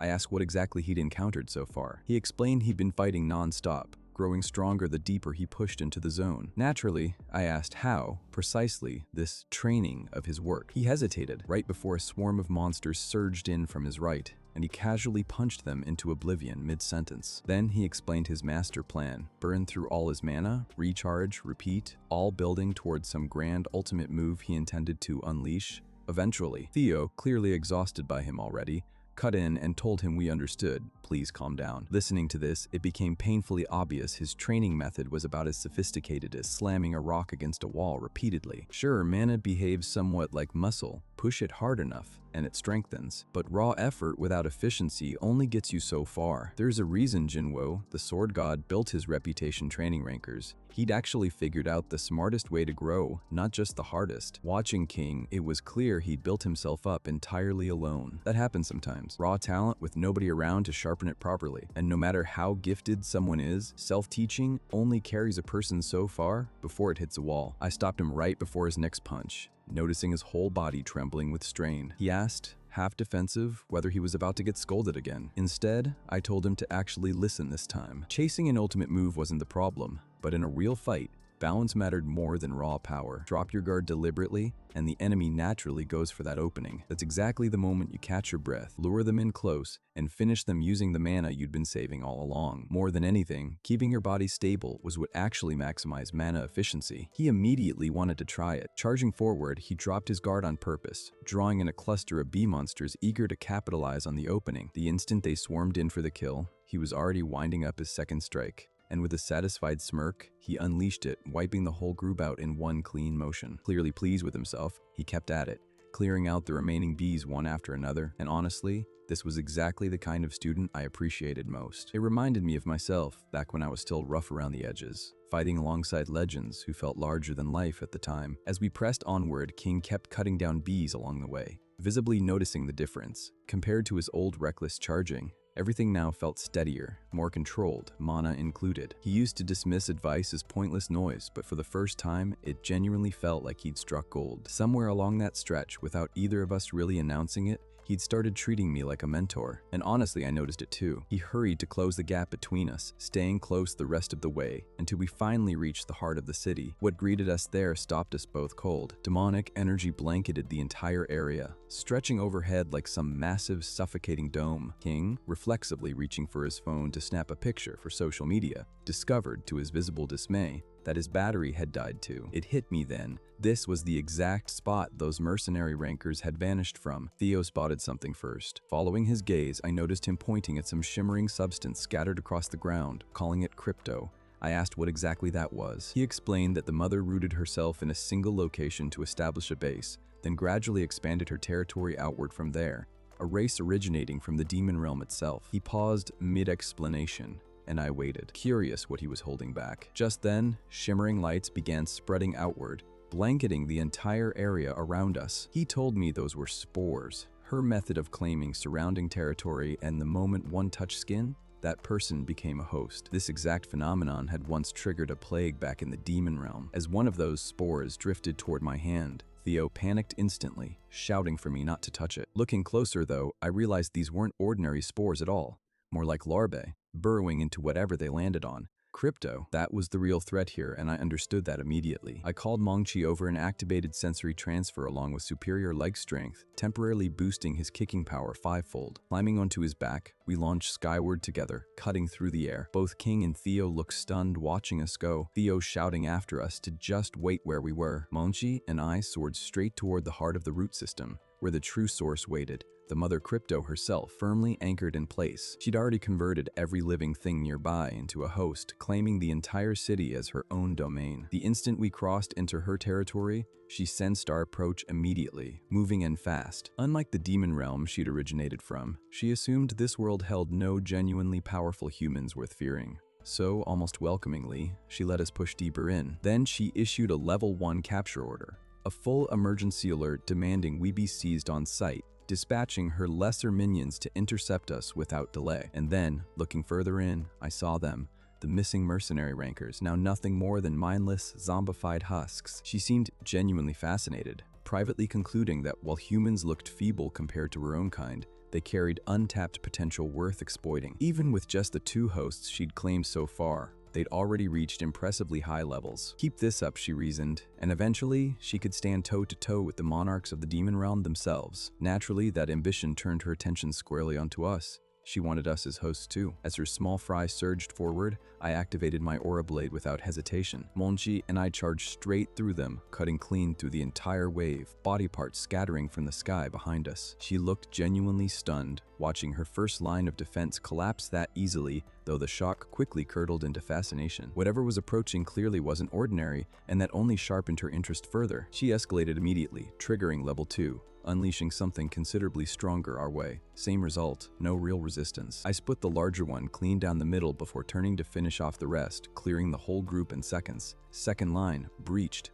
She could barely process the alerts flooding in, reporting our advance. Raking through level 2 that fast shouldn't have been possible. Something about it stirred an old memory. Had that same monster somehow fallen into this world too? She remembered barely surviving an encounter with even one of his subordinates. Remembered fleeing the demon realm half alive after crossing monarchs. Remembered feeling relieved to have landed somewhere she thought was safe. She forced herself to calm down. Impossible. There was no reason he'd ever come here. As it turned out, she was thinking of Theo, currently trailing behind. Back in the forest, he'd actually asked King for a ride, which King flatly refused. Walking along, Theo found himself remembering that he used to be genuinely feared once. Meanwhile, the Crypto Queen resolved she wouldn't simply roll over the way she had back in the demon realm. This time, she had a monostone in her possession, one she'd acquired in this world, powerful enough to let her rebuild an army even larger than her prime within a single month. And with me now standing before her, she unlocked level 3, her royal guard. A massive creature tore itself free from the forest floor. From a distance, King and Theo stared, baffled by what they were witnessing. Even I found myself genuinely taken aback. The thing looked like some enormous dragon, and standing beside it, I felt practically insignificant.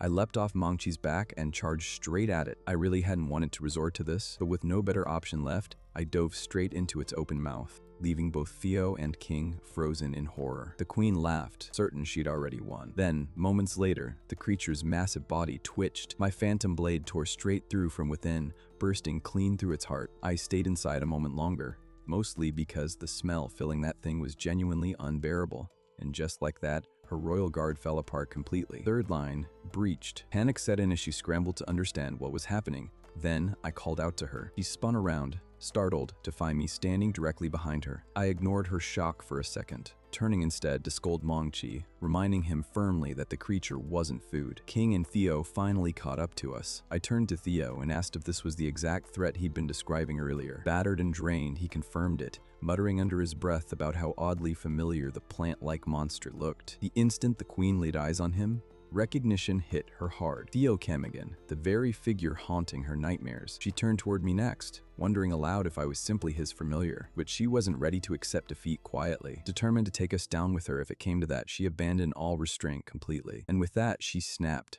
descending into an all-out berserk rage. Theo shouted a warning, telling me she was about to self-destruct. Honestly, the idea that a creature could even do something like that caught me off guard. Figuring it was already too late to stop the detonation itself, I made a quick call. Take out the most dangerous piece first. I sliced straight through the monostone in one clean strike, catching her completely off guard. With that gone, her focus scattered, and I used the opening to sever her roots next. She stared at me, clearly struggling to comprehend what kind of monster she was actually facing. Before she could react further, I drove a powerful kick straight into her, launching her high into the sky. she detonated midair, energy rippling outward across the whole surrounding area. Strangely enough, that's the exact moment King's phone flickered back to life. Even Theo looked at me like I'd finally confirmed I was crazier than he'd originally assumed. Then his attention shifted toward the mana stone. Right then, a system panel materialized in front of me. It identified the stone as a fragment of the eternal crystal, a primordial source of power tied directly to the very essence of the first dimensional system. Once the crypto queen fell, everything tied to her unraveled with her, leaving the city to settle back into the same ruins it had been before her arrival. Turning my attention to the fallen hunters, I noticed something troubling. They hadn't reverted back to normal, even with her gone. That's when the mana stone in my hand started pulsing with dark energy. I fixed my eyes on it, and a system panel suddenly flickered into view, catching me completely off guard. I turned immediately to Theo, asking if the name Eternal Crystal meant anything to him. Surprisingly, even he was hearing that designation for a mana stone for the first time. King, meanwhile, wanted to know how I'd even come across that name to begin with, which made me wonder, briefly, whether this information panel was something only I could actually see. Then something clicked for Theo. He recalled that Master Bao had once gone searching for something bearing an almost identical name. I pushed him for details immediately. He explained it belonged to the same figure he'd mentioned before, the one responsible for driving him out of the demon realm entirely, known as the Lord of Terror, ranked first among all demons. That got me thinking, maybe this stone carried some kind of unique power worth understanding. I focused back on it and channeled a portion of my magic power directly into it. Instantly, I understood exactly what I was holding. Overwhelming regenerative power. Immense, staggering potential packed into that single fragment. It was tempting, almost intoxicating to consider, but it was dangerous too. The kind of power that demanded caution in equal measure. Anyone lacking real qualification who tried tapping into that power would simply get consumed by it entirely. And a force this potent was exactly what Bao, ruler of the demon realm, had been hunting for all along. On top of that,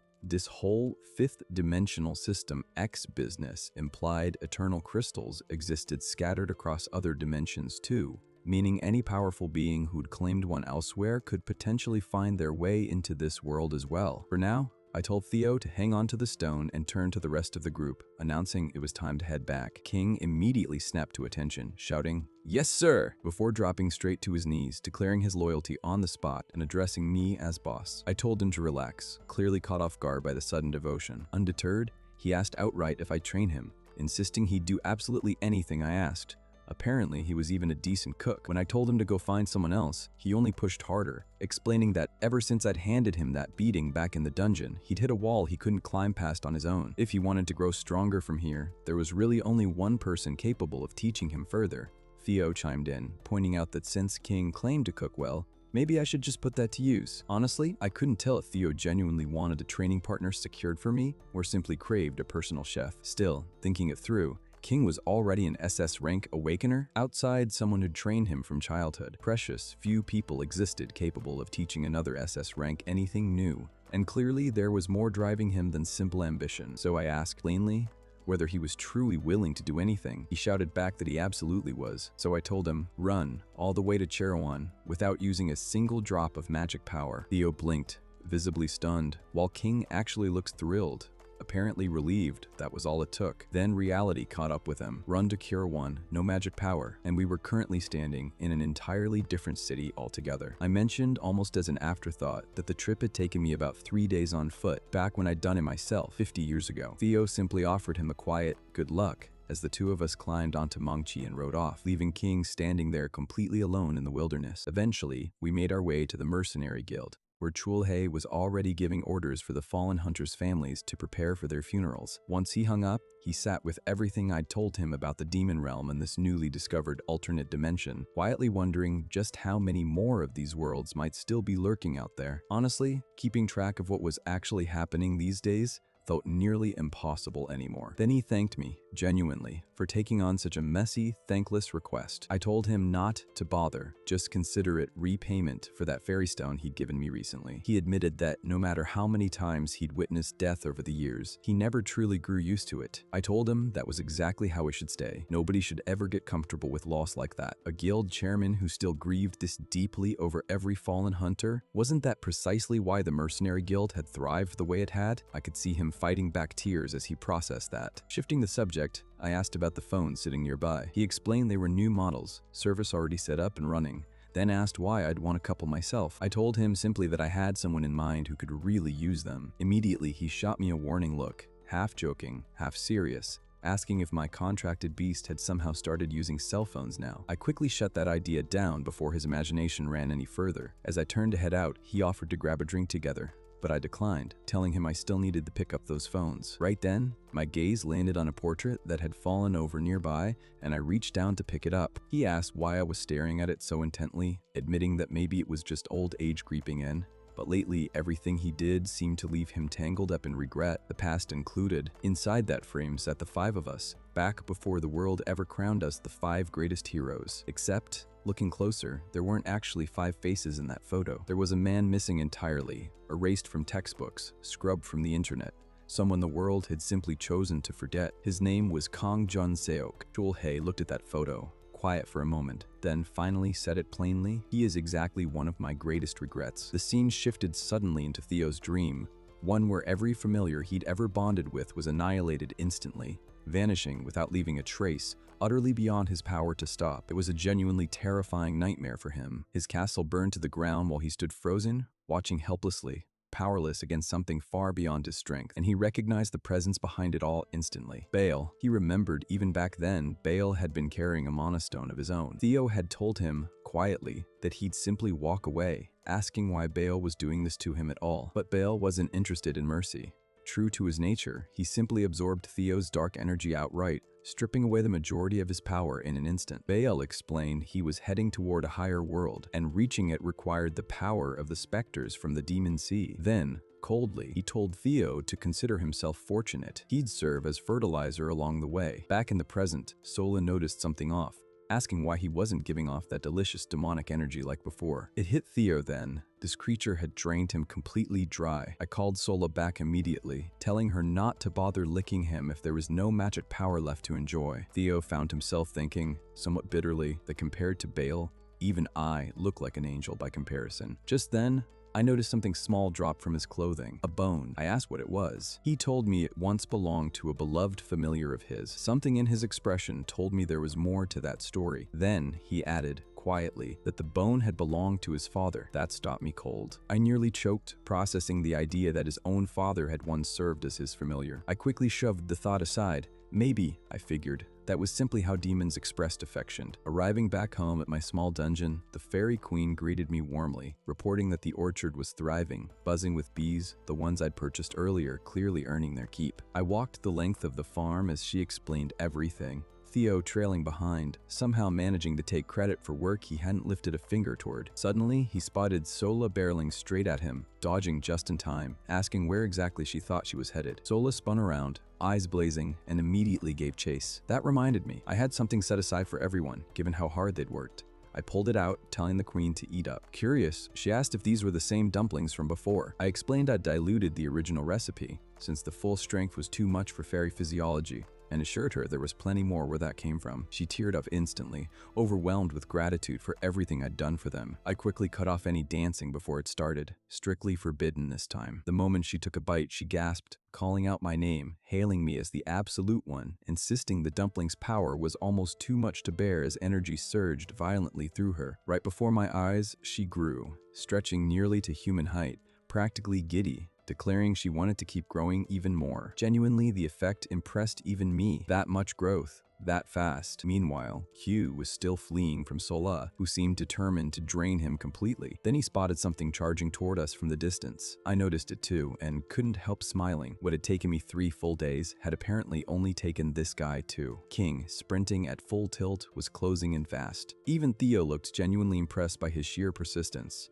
Noting he'd stuck to the rule, no mana used at all. Attempting some flashy finishing move, King leapt dramatically into the air, only for his leg to catch on the railing, sending him crashing face first into the ground. And just like that, he was out cold. The rest of us gathered around him, realizing he'd simply passed out from exhaustion. The fairy queen asked who he was, and I told her simply, my first disciple. Later, I carried him near the campfire to let his injured leg rest, then wandered back to my cabin, scrolling through my phone. Figuring we'd be spending considerable time together going forward, it seemed worth learning exactly who this guy actually was. S rank, ranked first, Fire Ryu. According to the articles, King had barely scraped his way into S class, More luck than skill by most accounts. Something about that name tugged at my memory. I wondered if he belonged to Ibadan, one of the 4 great prestigious guilds, a guild with deep magical roots, known for consistently producing elite magic-type awakeners. Their guild master, an SS-class awakener named Kang Ta-young, had spent years publicly downplaying the achievements of the 5 war heroes, and unsurprisingly, maintained a rocky relationship with the rest of us, given that there was really only one person worth asking about King, someone who actually understood the world of magic-type awakeners. Dialing an old comrade, telling her I had something I wanted to ask. She asked what was on my mind. I inquired whether she knew Wei Bidong, one of the key figures within the 4 great guilds, and asked outright whether Fire Ryo and King shared any bad blood. She confirmed it. The relationship had soured badly. King had apparently been affiliated with them roughly 16 years back, though something complicated had unfolded since then. King finally stirred awake, genuinely relieved to have gotten some proper sleep after 2 exhausting days. Then the cold registered. He was sprawled out in the wilderness, surrounded by ice and clearly far from the cabin. Theo, meanwhile, was thrilled to finally sleep undisturbed, still stunned that King's snoring had actually been that bad. I appeared beside King and asked if he was up. He looked genuinely startled, having assumed I'd simply abandoned him out here alone. I skipped the small talk and asked directly whether he intended to fight Fire Ryu. He confirmed it. An official ranking match had been requested. I asked, carefully, whether he'd actually done anything to provoke the situation, given how messy his relationship with that guild clearly was. He insisted neither he nor his mother had done anything wrong, his voice noticeably heavy as he said it. I thought back to what the fire mage had told me earlier. 16 years prior, Rabadon had publicly declared that recruiting King would count as an outright declaration of war against them. As a result, nobody dared take him in until he'd clawed his way to SS class entirely on his own. The reasoning behind it all traced back to nothing more than rumor, whispers that King was actually Kang Taeyeon's illegitimate son. And given how notoriously messy that man's personal life had been, combined with Ray Bidon being a guild where power stayed strictly within bloodlines, the rumor carried weight, deserved or not. I told him not to dwell on it further. Time was tight. I'd already checked the tournament schedule, and our preparation window was shrinking fast. He asked, almost surprised, whether I wasn't going to push for more details. I told him whenever he felt ready to talk, I'd listen. For now, though, I wanted to see his manacles. Basic training was starting. I asked if he was ready. He snapped into a salute immediately, insisting he was, which genuinely caught me off guard. Then he asked, fairly confident, if basic training just meant more running. That's when he felt something clamp around his ankles, a pair of heavy weights I'd fastened on without warning. Confused, he asked what exactly I'd attached. I explained they were crafted from heavy stone, roughly 300 kilograms each, and from now on, running meant running with those strapped on. I told him not to worry. When humans face real danger, they tend to discover strength they never knew existed. That answer thoroughly confused him, right up until he glanced behind himself and spotted Mangchi, my saber-toothed tiger, looking unusually energetic. I calmly informed Mangchi that if King ever stopped moving, he was welcome to make a meal out of him. That was all the motivation Mangchi needed. He lunged forward instantly, and King took off running at full speed. A week passed, and King's training had escalated well beyond leg weights, now including chest and hand weights too. Simply walking took everything he had left. Meanwhile, I mostly just relaxed nearby, sipping coffee, thoroughly enjoying the show. I called Seol-a over to join the training too, honestly a bit surprised by how eagerly aggressive she'd become lately. Ever since our fight with Mother Crypto, something in her seemed restless, hungry for combat. Having missed her chance to really participate back then, her aggression only intensified by the day, eventually escalating into her constantly attacking Theo until the two ended up training together out of pure necessity. Fittingly, she wore old training gear that once belonged to Mangchi as a cub. I reminded Mangchi once more, anyone who stopped moving became breakfast. Checking our group chat, Chulhae had shared a link about Kang Taeyeon stirring up trouble again, publicly mocking the 5 heroes as overpriced relics from a bygone era. Honestly, I figured the man had bigger things to worry about than us given his own family drama. As Mangchi chased King and Seol-a around, King couldn't shake the thought that stopping, even briefly, might genuinely get him eaten. Eventually, his training session wrapped up, leaving him utterly spent, his whole body trembling as he staggered back. He hesitated, then thanked me for the day's training. Even Seol-a offered a small bow of thanks, though her expression carried none of King's exhaustion. Honestly, I was impressed he'd lasted as long as he had. Both of them collapsed onto the ground shortly after. King admitted that without sheer stubborn willpower, stopping mid-run would have gotten him killed. He lay there catching his breath. I told him to get some sleep. He clearly needed it. He noticed Theo's absence, and I explained Theo had relocated to the orchard to escape King's snoring. Then I offered him a drink, and he followed me over for a cup. Once settled, he mentioned the news must have gotten things twisted. Confused, I asked what he meant, and he clarified the rumors. I told him plainly that once he reached my age, he'd realize most rumors carried at least half a lie buried inside them. He asked about the other half. He admitted I was the only person who'd ever actually stood up for him. And with that, he finally opened up completely. He told me everything. Right in the heart of Daejeon, after the Great War ended, the region's most powerful families had gathered, centered around a sprawling traditional estate belonging to Levedon, one of the 4 great houses. A young boy had just woken from his nap. Park So-won-jun, the boy who'd eventually become king. He called out for his mother, though she was nowhere in sight, likely already deep into her morning kitchen duties. Despite everything, the two of them still greeted each other warmly every single day, like real family. One day, he'd been assigned to clean the Levedon private training hall. Curiosity got the better of him, and he found himself watching the students train. The technique they practiced was notoriously difficult. Most struggled endlessly with it. Somehow, he nailed it on his very first attempt, as effortlessly as breathing. That's when Kang Taeyeon noticed him, visibly startled that the boy had awakened entirely on his own, carrying the exact same wind affinity as himself. Seonjun froze, caught completely off guard by the guildmaster's presence. Moments later, another boy came rushing over, shocked at witnessing a servant's child awaken wind powers. Kang Tae-wing's youngest son, the boy destined to become Fire Ryu. He wasn't alone in his fury either. Every one of Kang Taeyeon's children resented that this ability had gone to someone else entirely. What none of them realized, though, was that their father himself had quietly cultivated that resentment in them from the start. That's when the bullying began. The youngest son started rallying other boys to gang up on Seonjun. He endured all of it silently, holding on to one singular goal: grow stronger, become a real awakener, and give his mother a better life. He never imagined it would spiral as far as it eventually did. One day, rushing toward the sound of commotion, he found the youngest son force-feeding his mother while she desperately begged for forgiveness. Rage overtook him instantly. He charged the boy, screaming at him to let her go, and before the boy could react, unleashed his wind ability, sending him crashing violently across the room. That only deepened the boy's fury. Already bitter that Seonjun had awakened wind powers meant for someone of noble blood. Struggling back to his feet, he spat out the word illegitimate, preparing to strike again. Seonjun's mother begged frantically for mercy, but Seonjun refused to back down either, not after being called that. Before the two could actually clash, his mother threw herself between them, absorbing the attack meant for her son. She turned to him one final time, apologizing quietly, right before the flames consumed her completely. That was the story of what happened 16 years ago. Afterward, the entire incident got buried, erased, and he was cast out of his own home entirely. Back in the present, he told me he'd later learned his mother never wanted any of it, that despite everything, she'd still raised him with everything she had. He understood now that his family had pulled strings behind the scenes, ensuring nobody would take him in afterward. So, he'd headed straight into the conflict zones, living alone in a cramped studio apartment, surviving off nothing but training, fighting monsters, and sheer determination. Eventually, once he clawed his way to SS rank, the mockery finally stopped. He asked if I found the story interesting, though before he could say much else, the alcohol had fully caught up with him. He slumped to the floor, muttering that nobody would ever believe him anyway. I took another sip and told him plainly, I believed him. If it was Kang Taeyeon, I could absolutely picture him capable of something like that. Still, I told him to get some real rest. Here, nobody would ever hit him. As a child, he'd hated falling asleep, hated the crushing emptiness that came with it. So he'd distract himself with videos, losing himself in them. One particular hero, dressed in a bright yellow tracksuit,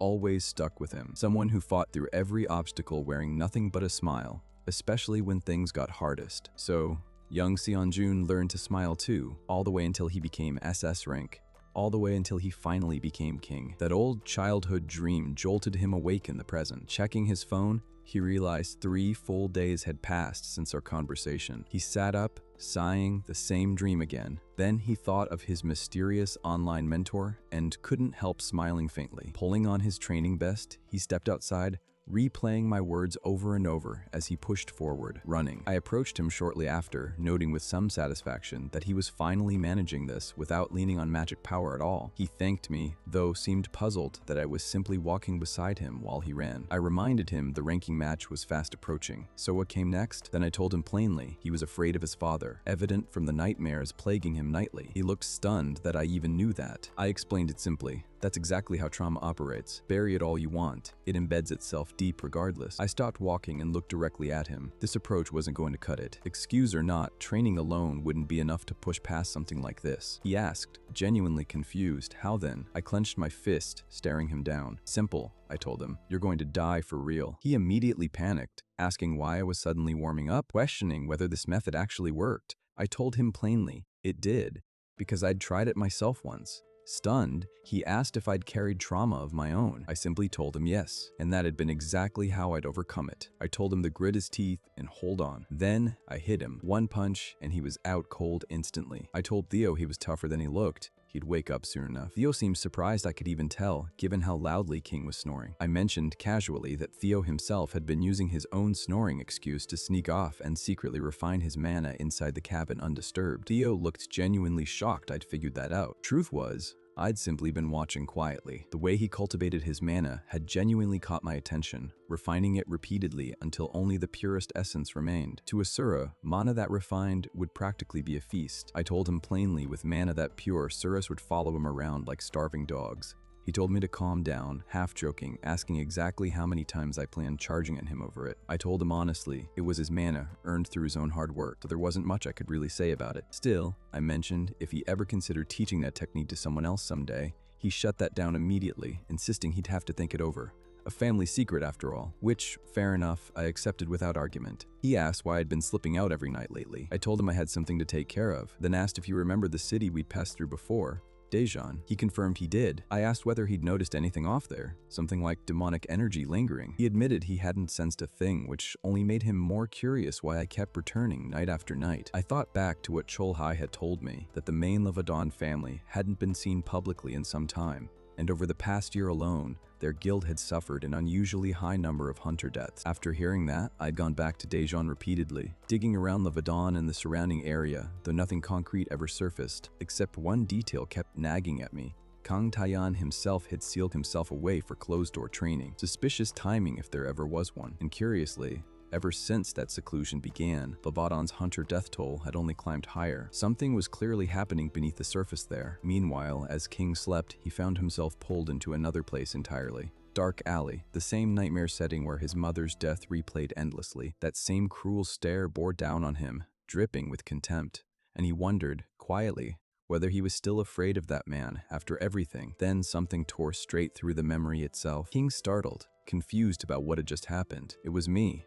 I'd shattered the nightmare fragment entirely. I asked him plainly what he thought he was doing sleeping in here. Shouldn't he be outside, finishing today's training? He panicked instantly, demanding to know how I'd even gotten into his dream in the first place, privately concluding I was somehow scarier than the brothers who tormented him. He jolted awake to find Theo and me chatting nearby. Seeing him conscious, I told him to get back to training. That's when it dawned on him. Keep this up, and I might genuinely kill him one day. He scrambled backward screaming, even though I hadn't thrown a single punch yet. King fainted 15 separate times that day, and that, somehow, marked the true beginning of his trauma recovery. My shouting carried so far the fairies in the distance started asking what on earth was going on. The promised 3 days passed, and the day of the ranking match finally arrived. At Yujong Grand Stadium, the seats were packed wall to wall. Everyone seemed baffled that an S-rank fighter like King had agreed to face S-rank Fire Ryu at all. A loss would cost him everything, so why accept? One spectator asked if the other hadn't heard the rumors. His friend guessed it was the Lavadon family feud. No, worse than that, came the reply. Word going around, claimed King. The so-called Wind God's rival was actually the Wind God's own illegitimate son. Then, the challenger entered the arena, sword strapped across his back, dressed dramatically, drawing a gleaming silver blade. The youngest son, codename Fire Ryu, Kang Tae-wing. Murmurs rippled through the crowd, everyone recognizing the magic sword he claimed during the Tartarus raid. The fourth brother, codenamed Rune Master, warned him to watch his mouth, given how many people could hear him. Fire Ryu didn't care in the slightest. After all these years, nobody had ever managed to hold him accountable for anything. He was practically buzzing with anticipation, certain today he'd finally crush King for good, loudly wondering aloud if King had simply chickened out. The fourth brother tried calming him, privately questioning whether their father's decisions had ever truly been the right ones. The youngest shouted King's name again, demanding to know if he'd fled. The others just exchanged uneasy glances, saying nothing. Then the arena doors swung open. Every eye turned toward the entrance. King, walking in beside Theo and me, still dressed in his training best,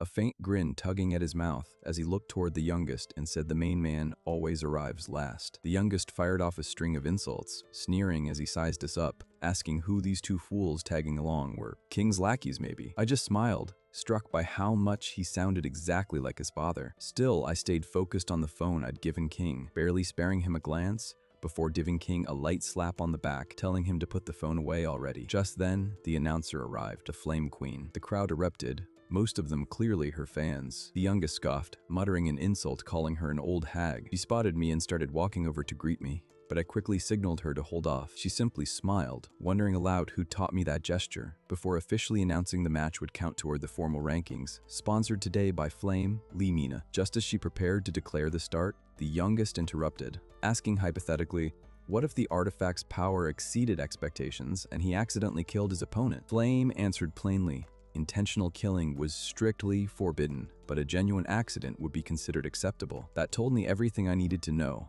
This bastard was aiming to kill. Fortunately, I'd made a stop at the bank earlier. I turned to King and told him his basic conditioning had held solid. Training was finally complete. He looked at me, surprised, silently asking if I meant what he thought. Yes, time to take them off. The moment he unstrapped the weights, they crashed to the ground with a thunderous impact. Flame in the crowd turned in visible shock. The youngest smug expression evaporated instantly. Clearly stunned, King had been training under all that weight the whole time. Free of the burden, King tested his body, immediately feeling how impossibly light he'd become, like he could practically fly. Still, arrogance clung to the youngest, convinced King was simply putting on a brave face before his inevitable defeat. Consumed with fury, he charged forward, vowing to crush him personally. With that, I calmly pulled Theo out of the ring, leaving King to face this alone. As the youngest swung his blade, King settled into stance, blocking the strike with a burst of wind. The collision sent them both stumbling backward before they clashed again, this time evenly matched. The youngest kept up the insults, taunting King, promising everyone here had come to witness his downfall, that even crawling out alive, news of his humiliation would spread everywhere regardless. In other words, the moment he'd stepped into this arena, he'd already lost. King reminded him what had happened 16 years ago, asking if he had any real idea how he'd survived since being cast out. As a fighter, he explained, everything got settled with fists, and he was more than used to fighting this way, calling the youngest a clueless piece of trash. Still, none of it registered. King asked one final question. What exactly had he ever done to deserve this level of hatred? The youngest smiled coldly. Of course he had, he said. His very existence was the mistake. Calling him a bastard, he struck again. King blocked, then dodged a follow-up kick, launched from midair, twisting his body to drive his own kick straight into the youngest's stomach, a blow that visibly stunned both Flame and the watching brothers, launching him high into the air. Theo and I simply watched. I remarked, almost casually, that this was unfortunate. Theo knew exactly why. That artifact in the youngest's hand was no joke. He could barely lift something like it himself. Still airborne, the youngest kept hurling insults, rage boiling over as he screamed his intent to kill King outright. He stretched out his hand, summoning a massive wave of flame and hurling it straight down. King raised his wind magic defensively,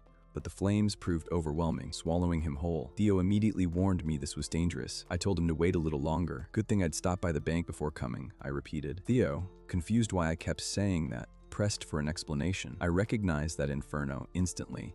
It mirrored the exact flames from King's recurring nightmare. King, trapped inside it, realized the same thing, briefly wondering if this was really how he'd die. But he steadied himself. He was already blocking it. Even amplified by an artifact, he told himself, he should still be able to withstand it. Glancing down at the gloves I'd given him earlier, he remembered my instruction before the match. Make sure you wear them. I'd lent them specifically because I couldn't let him fight without proper gear. Not with everything riding on this. Standing there now, he realized something that genuinely surprised him. He wasn't fighting alone after all. People were actually rooting for him, someone he could finally lean on. The youngest surged forward again, sword raised, vowing once more to finish this. King simply repeated the phrase back at him, before locking eyes with him directly. Compared to my master's fists, he said, your flames are nothing more than blocks of ice. The youngest froze in disbelief. King had walked out of that inferno completely unscathed. Without another word, King surged forward, driving a devastating punch straight into his face, sending him flying backward, shocking his brothers and even leaving the Flame Queen visibly stunned. King didn't let the momentum slip, closing the gap instantly, pivoting into a kick wrapped in wind slash that slammed straight into the youngest's face. Off to the side, Theo watched, thoroughly fascinated, filming the entire exchange. King pressed the advantage, grabbing hold of him, winding up for the finishing blow, when suddenly a volley of wind arrows came screaming toward him from nowhere. He barely had time to register where they come from, let alone dodge, their speed far outpacing his reaction. For a split second, he genuinely wondered if this was how it all ended. Then the massive cloud of dust exploded across the arena from the impact. As it cleared,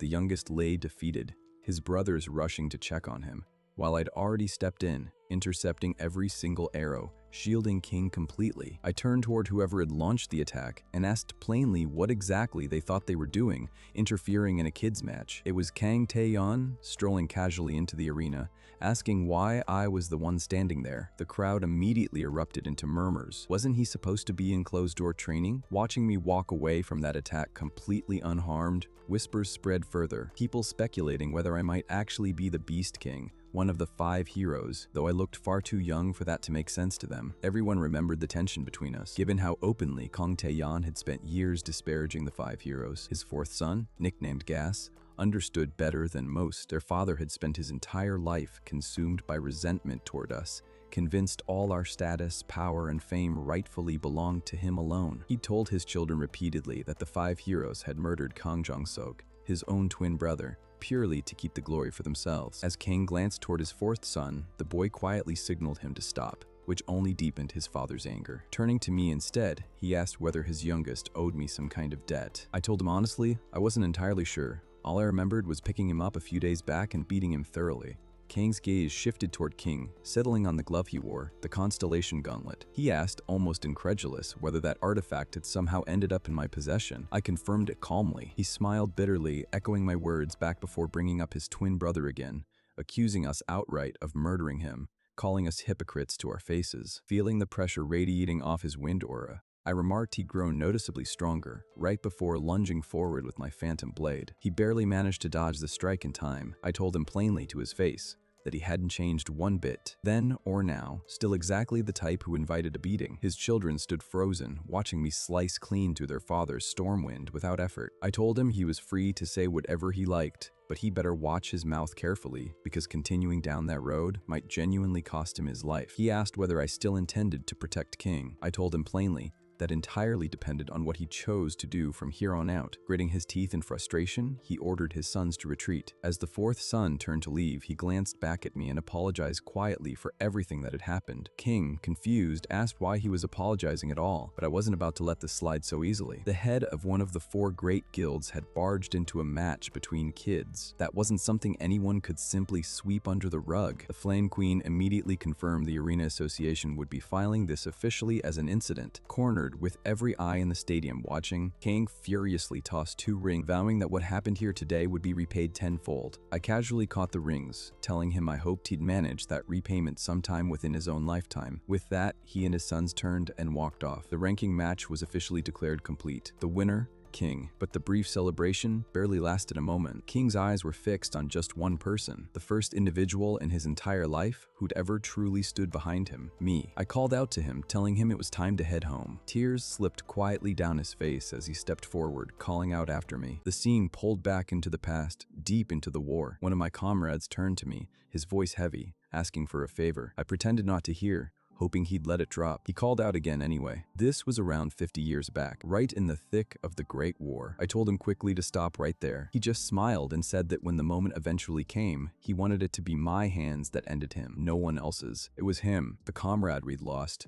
I shut him down instantly, telling him to wipe that smile off his face. It was unsettling. I muttered something about the weather being nice, only for him to ruin it entirely. When he tried playing along anyway, I told him flatly to drop the act. I woke from that memory to the sound of King and Theo bickering over their phones, comparing screens, arguing over whose looked cooler. I asked what exactly had them so captivated. Right then, a notification lit up my own screen. The day's match, apparently. Turned out King and I had gone completely viral across every platform imaginable. Headlines everywhere proclaimed that the Beast King, missing from public view for 30 years, had finally resurfaced. King told me my name was trending across every major outlet, I told them both to knock it off. Here we were, staying in an actual penthouse, and all they could do was stare at their screen. King admitted the place was only a slight upgrade from his old studio apartment. That's when it struck me. One of these two was practically royalty, the other came from serious money, and somehow I was the broke one in this equation. Still, winning genuinely felt good, I had to admit. Theo chimed in too, recalling how close he'd come to dying, though he'd gotten his payback in the end, so it felt satisfying regardless. Then King thanked me again, offering to return the clothes I'd lent him. He bowed low, admitting that without them, even losing would have counted as the fortunate outcome. He'd have died out there otherwise. He confessed feeling almost embarrassed, still holding on to the SS rank title after that. I tossed him the 2 rings I'd collected. He caught them confused, asking what they meant. Looking them over, I told him plainly that was the price of his life, extracted from that old bastard as payment for what happened during the fight. Even combined, though, they didn't come close to matching the value of the magic sword Fire Ryu had been swinging around. King clenched his fists, smiling faintly, absorbing the reality of exactly where he still stood. The world wasn't fair. Everything ultimately came down to raw strength. And since he lived in that kind of world, if he found it unfair, the answer was simple: get stronger. Confidently, he told me the next time his life would be worth considerably more than a couple of rings. And someday, he vowed, he'd become just like me. Right then, Theo noticed a notification pop up on King's phone, glancing at it with visible surprise. A photo of the 3 of us together, now set as King's profile picture. I told him the answer, since it was actively ringing, then checked the caller ID, Nipa Guild. He picked up, joking that if this was another congratulations call, he'd already heard plenty. The voice on the other end wished that were the case, but explained there was a serious situation requiring his immediate presence. It was Go Jahoon, Vice Guild Master of Nipa, one of the big 3. Apparently, their private vault had been robbed, and they already had a suspect in mind. Phantom. King looked genuinely startled. The moment I heard that name, my interest sharpened too. It had been surfacing repeatedly lately. Several of the people I'd dealt with had been complaining that goods they'd stolen kept getting stolen right back from them by the same Phantom. Meanwhile, elsewhere, Mongchi sat perched at the edge of a skyscraper when something gliding through the night sky caught his attention. The mysterious figure noticed him too, clearly startled, veering off course to land directly on the rooftop. Walking closer, she smiled at how adorable he looked, reaching out to pat him, coaxing him closer, visibly surprised by how calm and well-mannered he was. After playing with him for a while, she prepared to leave, waving goodbye, hoping their paths might cross again someday. Before disappearing, she tied a scarf gently around his neck, a small gesture of friendship. As she turned to go, something slipped free from her, a card. The next day, at Rabadon Guild headquarters, the Vice Guild Master seethed with fury. Their dawn hunting team had been completely wiped out inside a mid-tier dungeon. Not a single body recovered. After a long pause, he simply told the caller to head back and ended the call. He knew, painfully, that ever since the ranking match, his father had retreated back into closed-door training. The youngest son, once positioned as heir apparent, was now a complete wreck. Worse still, 3 guild members had vanished without a trace this year alone, the most recent being an A-class awakener, Kim Myung-ju, a close friend of the 4th son. With the heir humiliated by King, pressure from both the association and the public had only intensified. The guild's very survival now hung in the balance, and he understood, bitterly, that he lacked the strength to hold it together alone. There was only one option left: turn to his father. Approaching the training room, he found the door already standing open, which struck him as odd. Carefully, he peered inside to see what was happening and froze in absolute shock. It was his father.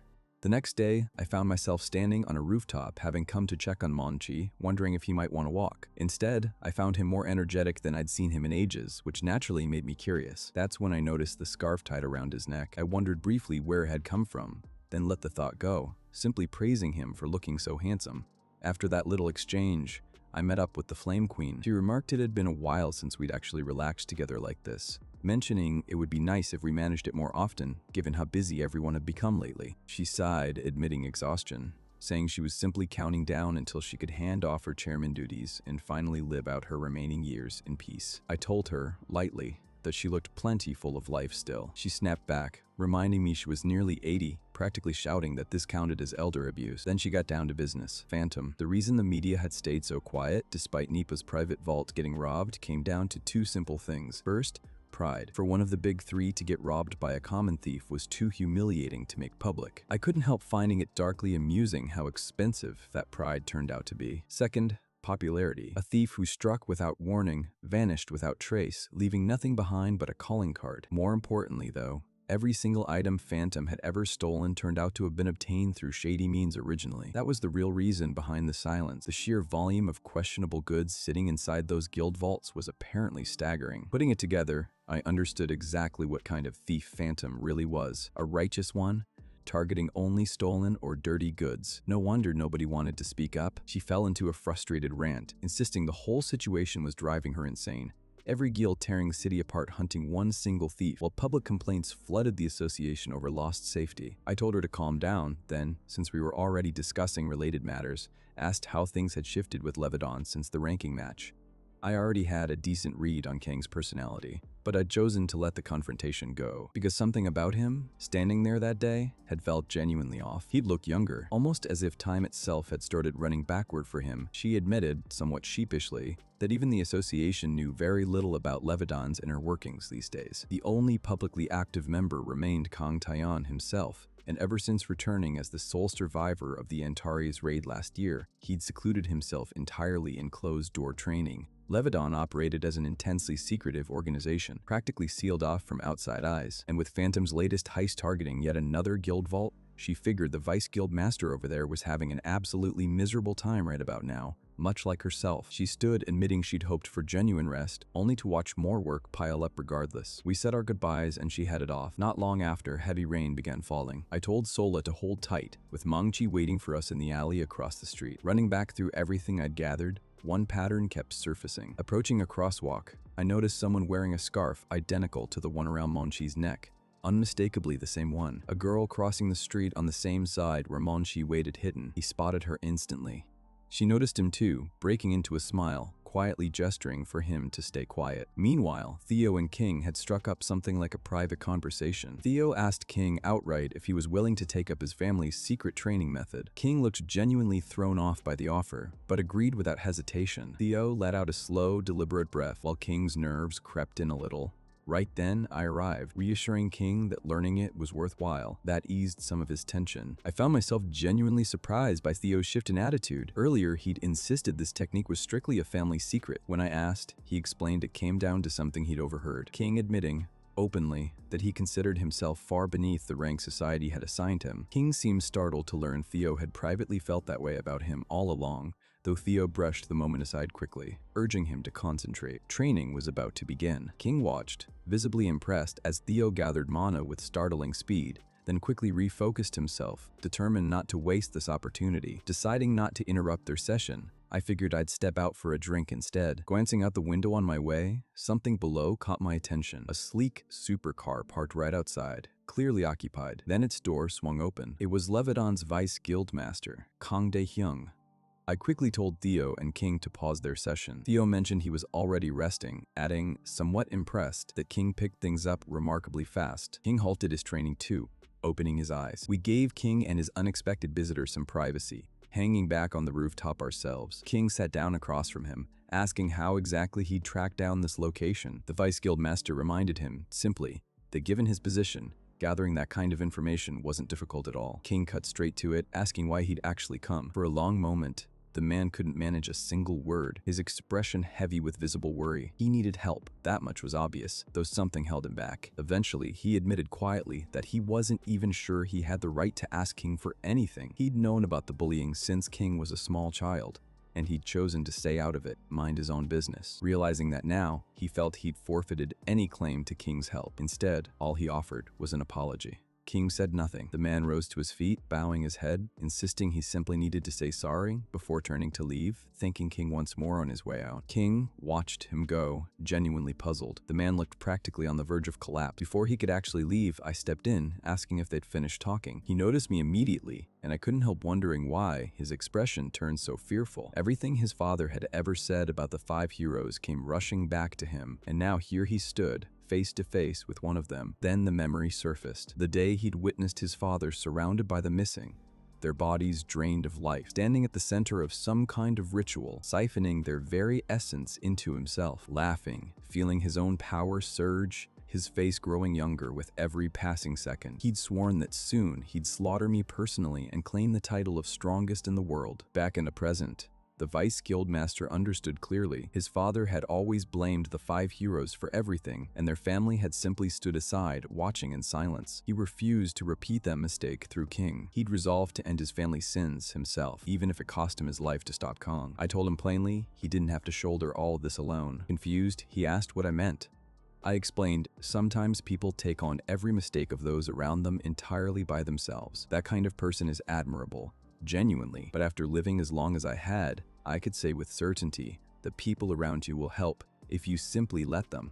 Walking past him, I told him to go, take care of himself. As I walked off, his phone buzzed. Checking it, he found a message from me, a simple offer to call if trouble ever found him. Back at Lebadan's main estate, he picked up his air sword, fully armed and prepared, heading straight for the guildmaster's office. His father turned, visibly startled to see his son standing there so heavily equipped, now appearing barely older than a teenager himself. Embedded directly in his chest sat a monostone. The Vice Guildmaster stared, stunned, demanding to know what exactly his father had done to reclaim this youth. King answered plainly, asking in return how many people his son thought he'd sacrificed to get here. Then he added, almost casually, that he'd already noticed someone watching him. He hadn't bothered covering his tracks particularly well. Staring at the stone lodged in his father's chest, everything clicked into place. That was the source of his impossible youth. He asked what kind of artifact he'd actually obtained. Kang answered calmly, the power of an entirely new world. His son stood there, utterly lost. Just for power? Kang reminded him coldly that he'd always taught his children power was everything in this world. The Vice Guildmaster shouted back, accusing him outright of murdering his own trusted allies. That ignited fury in Kong instantly. He called them nothing more than sacrifices made in service of the family,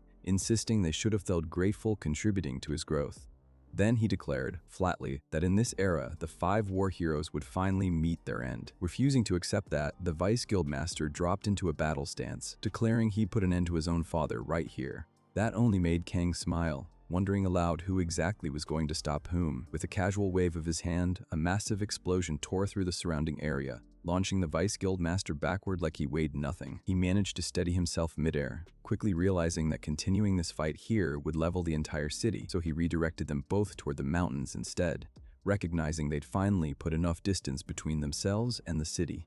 With rain pouring down around them, he allowed himself a flicker of hope. As an S-class awakener wielding water, this weather might actually work in his favor. Kang stepped forward slowly, reminding his son of the obedient boy he'd once been, a son he'd genuinely cherished once. But now, what a disappointment. If it had been the youngest standing here instead, he mused, at least that would have made sense. In that moment, the Vice Guildmaster understood completely. His father had lost his mind entirely. Determined to end his father himself, the Vice Guildmaster unleashed a rapid volley of water slashes at full speed. Kang barely shifted his stance, dispersing every last one effortlessly, reminding his son coldly that he was, after all, an SS-class awakener. He followed up by summoning his wind god abilities, clearing the surrounding water entirely. The Vice Guildmaster gritted his teeth, slashing through the darkened wind, wiping it out completely. That's when Kang's expression hardened, time, apparently, to correct his son's misguided thinking properly. Dark energy began coiling around the Vice Guildmaster, and he quickly noticed the very air thinning around him with each passing second. Kang lectured him coldly as he struggled, reminding him of everything he'd been taught, that the 5 war heroes represented nothing but hypocrisy, that affection belonged only to the weak. Unable to withstand it any longer, the Vice Guildmaster collapsed to his knees. Kang asked, almost hopeful, whether he'd finally reconsidered. Instead, trembling, he forced himself back upright, raising his sword once more with unshaken resolve. That defiance only deepened Kang's fury, and he moved to end things permanently, driving an attack straight toward his son's heart. The Vice Guildmaster felt his mana draining rapidly,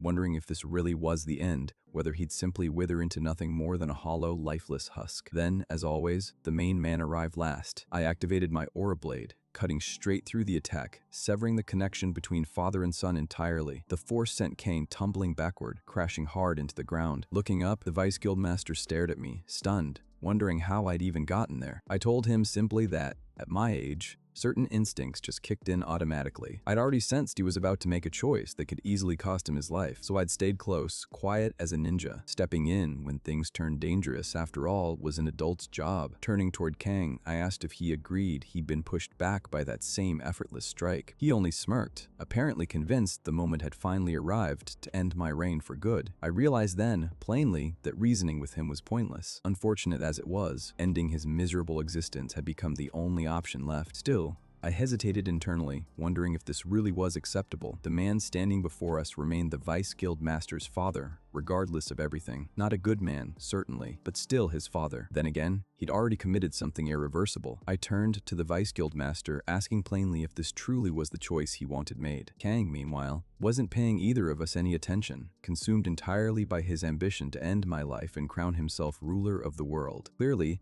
words had stopped reaching him, so I shifted into something more serious. The Vice Guild Master told me he was counting on me to stop his father. With that confirmation settled, I told him to hang back and rest. Then I turned my full attention to Kang, studying the stone embedded in his chest, almost certainly an eternal crystal. And since Kang clearly lacked the qualification to wield something like that, its power had simply consumed him instead. That observation sent him into a rage, demanding to know whether the power I wielded was somehow more righteous. He accused me outright of using that very same power to kill his twin brother years ago, back when he'd undergone his own demonic transformation. Convinced my strength had come from absorbing his brother's power, he charged straight at me, vowing to reclaim it as his own. I leaped clear, dodging every strike, then closed the distance, driving straight toward him. Mid-motion, I found myself remembering something my old comrade had once told me. I steadied my phantom blade. Despite his twin's undeniable descent into darkness, he'd still cared for him deeply, right to the end. Kang unleashed everything he had, and in that same instant, his twin's voice surfaced quietly in my memory. Ever since he was born, he'd always been compared to me. Back in the present, I blocked every incoming strike with my phantom blade before unleashing a powerful two-handed slash of my own. As I moved,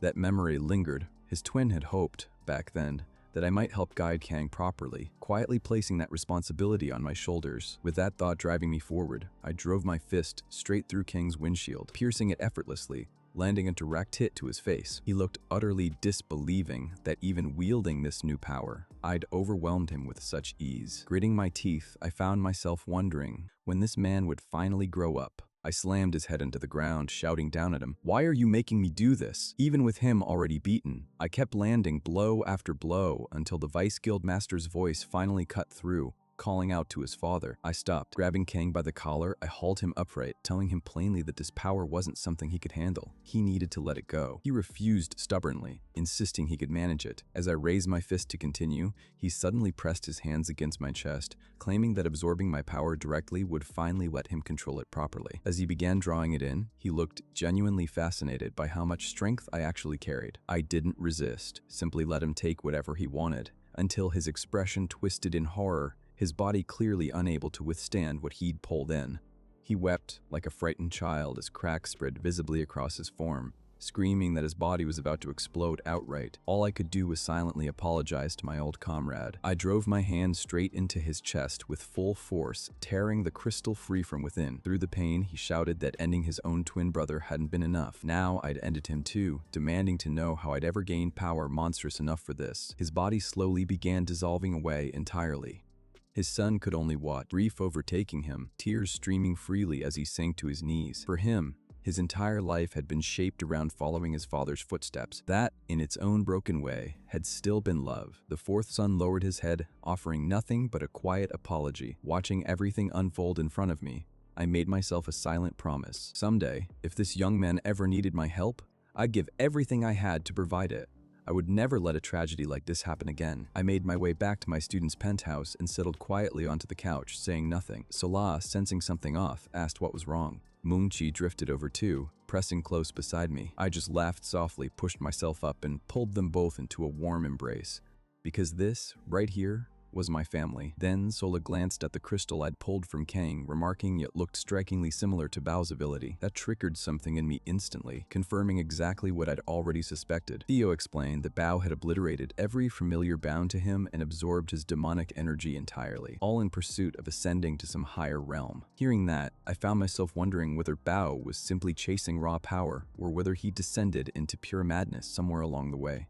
I asked where our host had gotten to. He walked in moments later, fully dressed in a suit, announcing he was right here, explaining he had somewhere to be and needed to change first. That genuinely surprised me. It had been a long while since I'd seen him dressed like that. Last time, if memory served, I'd ended up beating him half to death. His expression turned serious as he explained that something urgent had come up at Nipa, requiring his attention. I asked what exactly. He answered plainly. They'd finally located Phantom, and were actively pursuing her right now, grabbing a nearby wire to break her fall, swinging upward and clinging to a wall. She stopped suddenly, wincing at cuts across her feet and legs, wondering if lingering aftereffects were what kept draining her strength. Glancing back, she spotted more awakeners closing in, apparently thrilled by the massive bounty Nipa had slapped on her head, each racing to claim the prize first. She ducked into hiding, quietly questioning whether her heist was even supposed to remain secret, genuinely startled by the sheer number of hunters now on her trail. Distracted by that thought, she barely registered another awakener charging straight at her, narrowly dodging with a desperate backflip that let her avoid a sword strike by inches. She landed cleanly on both feet. Then, as a masked figure emerged from a nearby wall, she leapt clear, only to be spotted immediately. The hunters surged after her once more, and she wondered whether that shadowy figure belonged to Nipa's dedicated phantom hunting unit. That's when she noticed someone standing directly ahead. King, casually positioned in front of a building. King simply grinned, magic surging through him as he settled into stance, launching a massive punch that barely missed her entirely. She couldn't believe it. An SS rank missing at point-blank range seemed impossible, but that same punch, having missed her, slammed straight into the pursuing hunters instead. King offered them a quick apology before turning back toward Phantom with a friendly wave and a grin. She found him baffling, wondering why he was practically greeting her mid-chase. Falling from that height though, she finally gave up resisting entirely. Then she landed on something impossibly soft. Startled, she wondered why the ground felt so plush, but with her strength completely spent, she slipped into unconsciousness almost immediately. What she'd actually landed on was Mongchi, with me standing quietly nearby. Right then, I sensed another presence nearby. A masked figure emerged from the ground, asking casually if I'd seen a stray cat wandering around. The only stray creatures in the vicinity were my saber-toothed tiger and one fox spirit, so we simply moved along, completely missing Phantom sprawled unconscious across Mongji's back. The ride continued, and the commotion eventually stirred her awake. She jolted upright, only to discover that her clothes had vanished entirely, followed by even greater surprise at finding every injury completely healed. Spotting Seol-a curled up on top of her, she couldn't help finding the little fox absolutely adorable. Seol-a opened her eyes too, immediately registering that Phantom was awake, and instantly signaled the rest of us. Clearly no interest in keeping secrets. He looked just as stunned seeing King there, then called out my name. King, surprised, she recognized me too. Honestly, ever since that public tournament, I'd figured it would be strange finding anyone who didn't recognize me by now. Theo, meanwhile, looked genuinely wounded. He'd been standing right there for a solid 3 seconds and she still hadn't acknowledged him at all. She asked what we wanted in exchange for saving her. I told her, honestly, nothing much on my end, though the young man beside me apparently did. Every eye turned toward King, who immediately started stammering, struggling to articulate his thoughts. Earlier before all this, he pointed out that Phantom's life was genuinely at risk, given the size of that bounty. I'd told him plainly, if she was bold enough to target someone powerful, she deserved whatever consequences followed. But he'd pushed back, insisting her execution would simply serve as cover to bury Nipa's own misdeeds. I'd asked what exactly he wanted to do about it. Stealing was wrong, he admitted, but dying over it felt excessive. That's when he proposed the plan. Visibly surprised when I'd responded using we instead of I quickly waved that off, redirecting the conversation back toward Phantom herself, asking what had actually driven her toward such a reckless heist, and a dryad no less. Dryads were a minority people originating from the Mu continent, deeply attuned to nature, drawing their strength directly from its energy. I mentioned that, from what I understood, dryads traditionally avoided legitimate goods entirely, regardless of value, which meant there had to be a genuine reason behind targeting someone as dangerous as Nipa, risking her own life in the process. She hesitated, asking if answering honestly meant I'd actually let her go. I told her simply we'd never intended to kill her at all. If that had been the plan, King would have left her stranded back there without a second thought. Then everyone started talking over each other at once. She clapped both hands over her ears, insisting that if we wanted an actual answer, someone needed to give her the chance to speak first.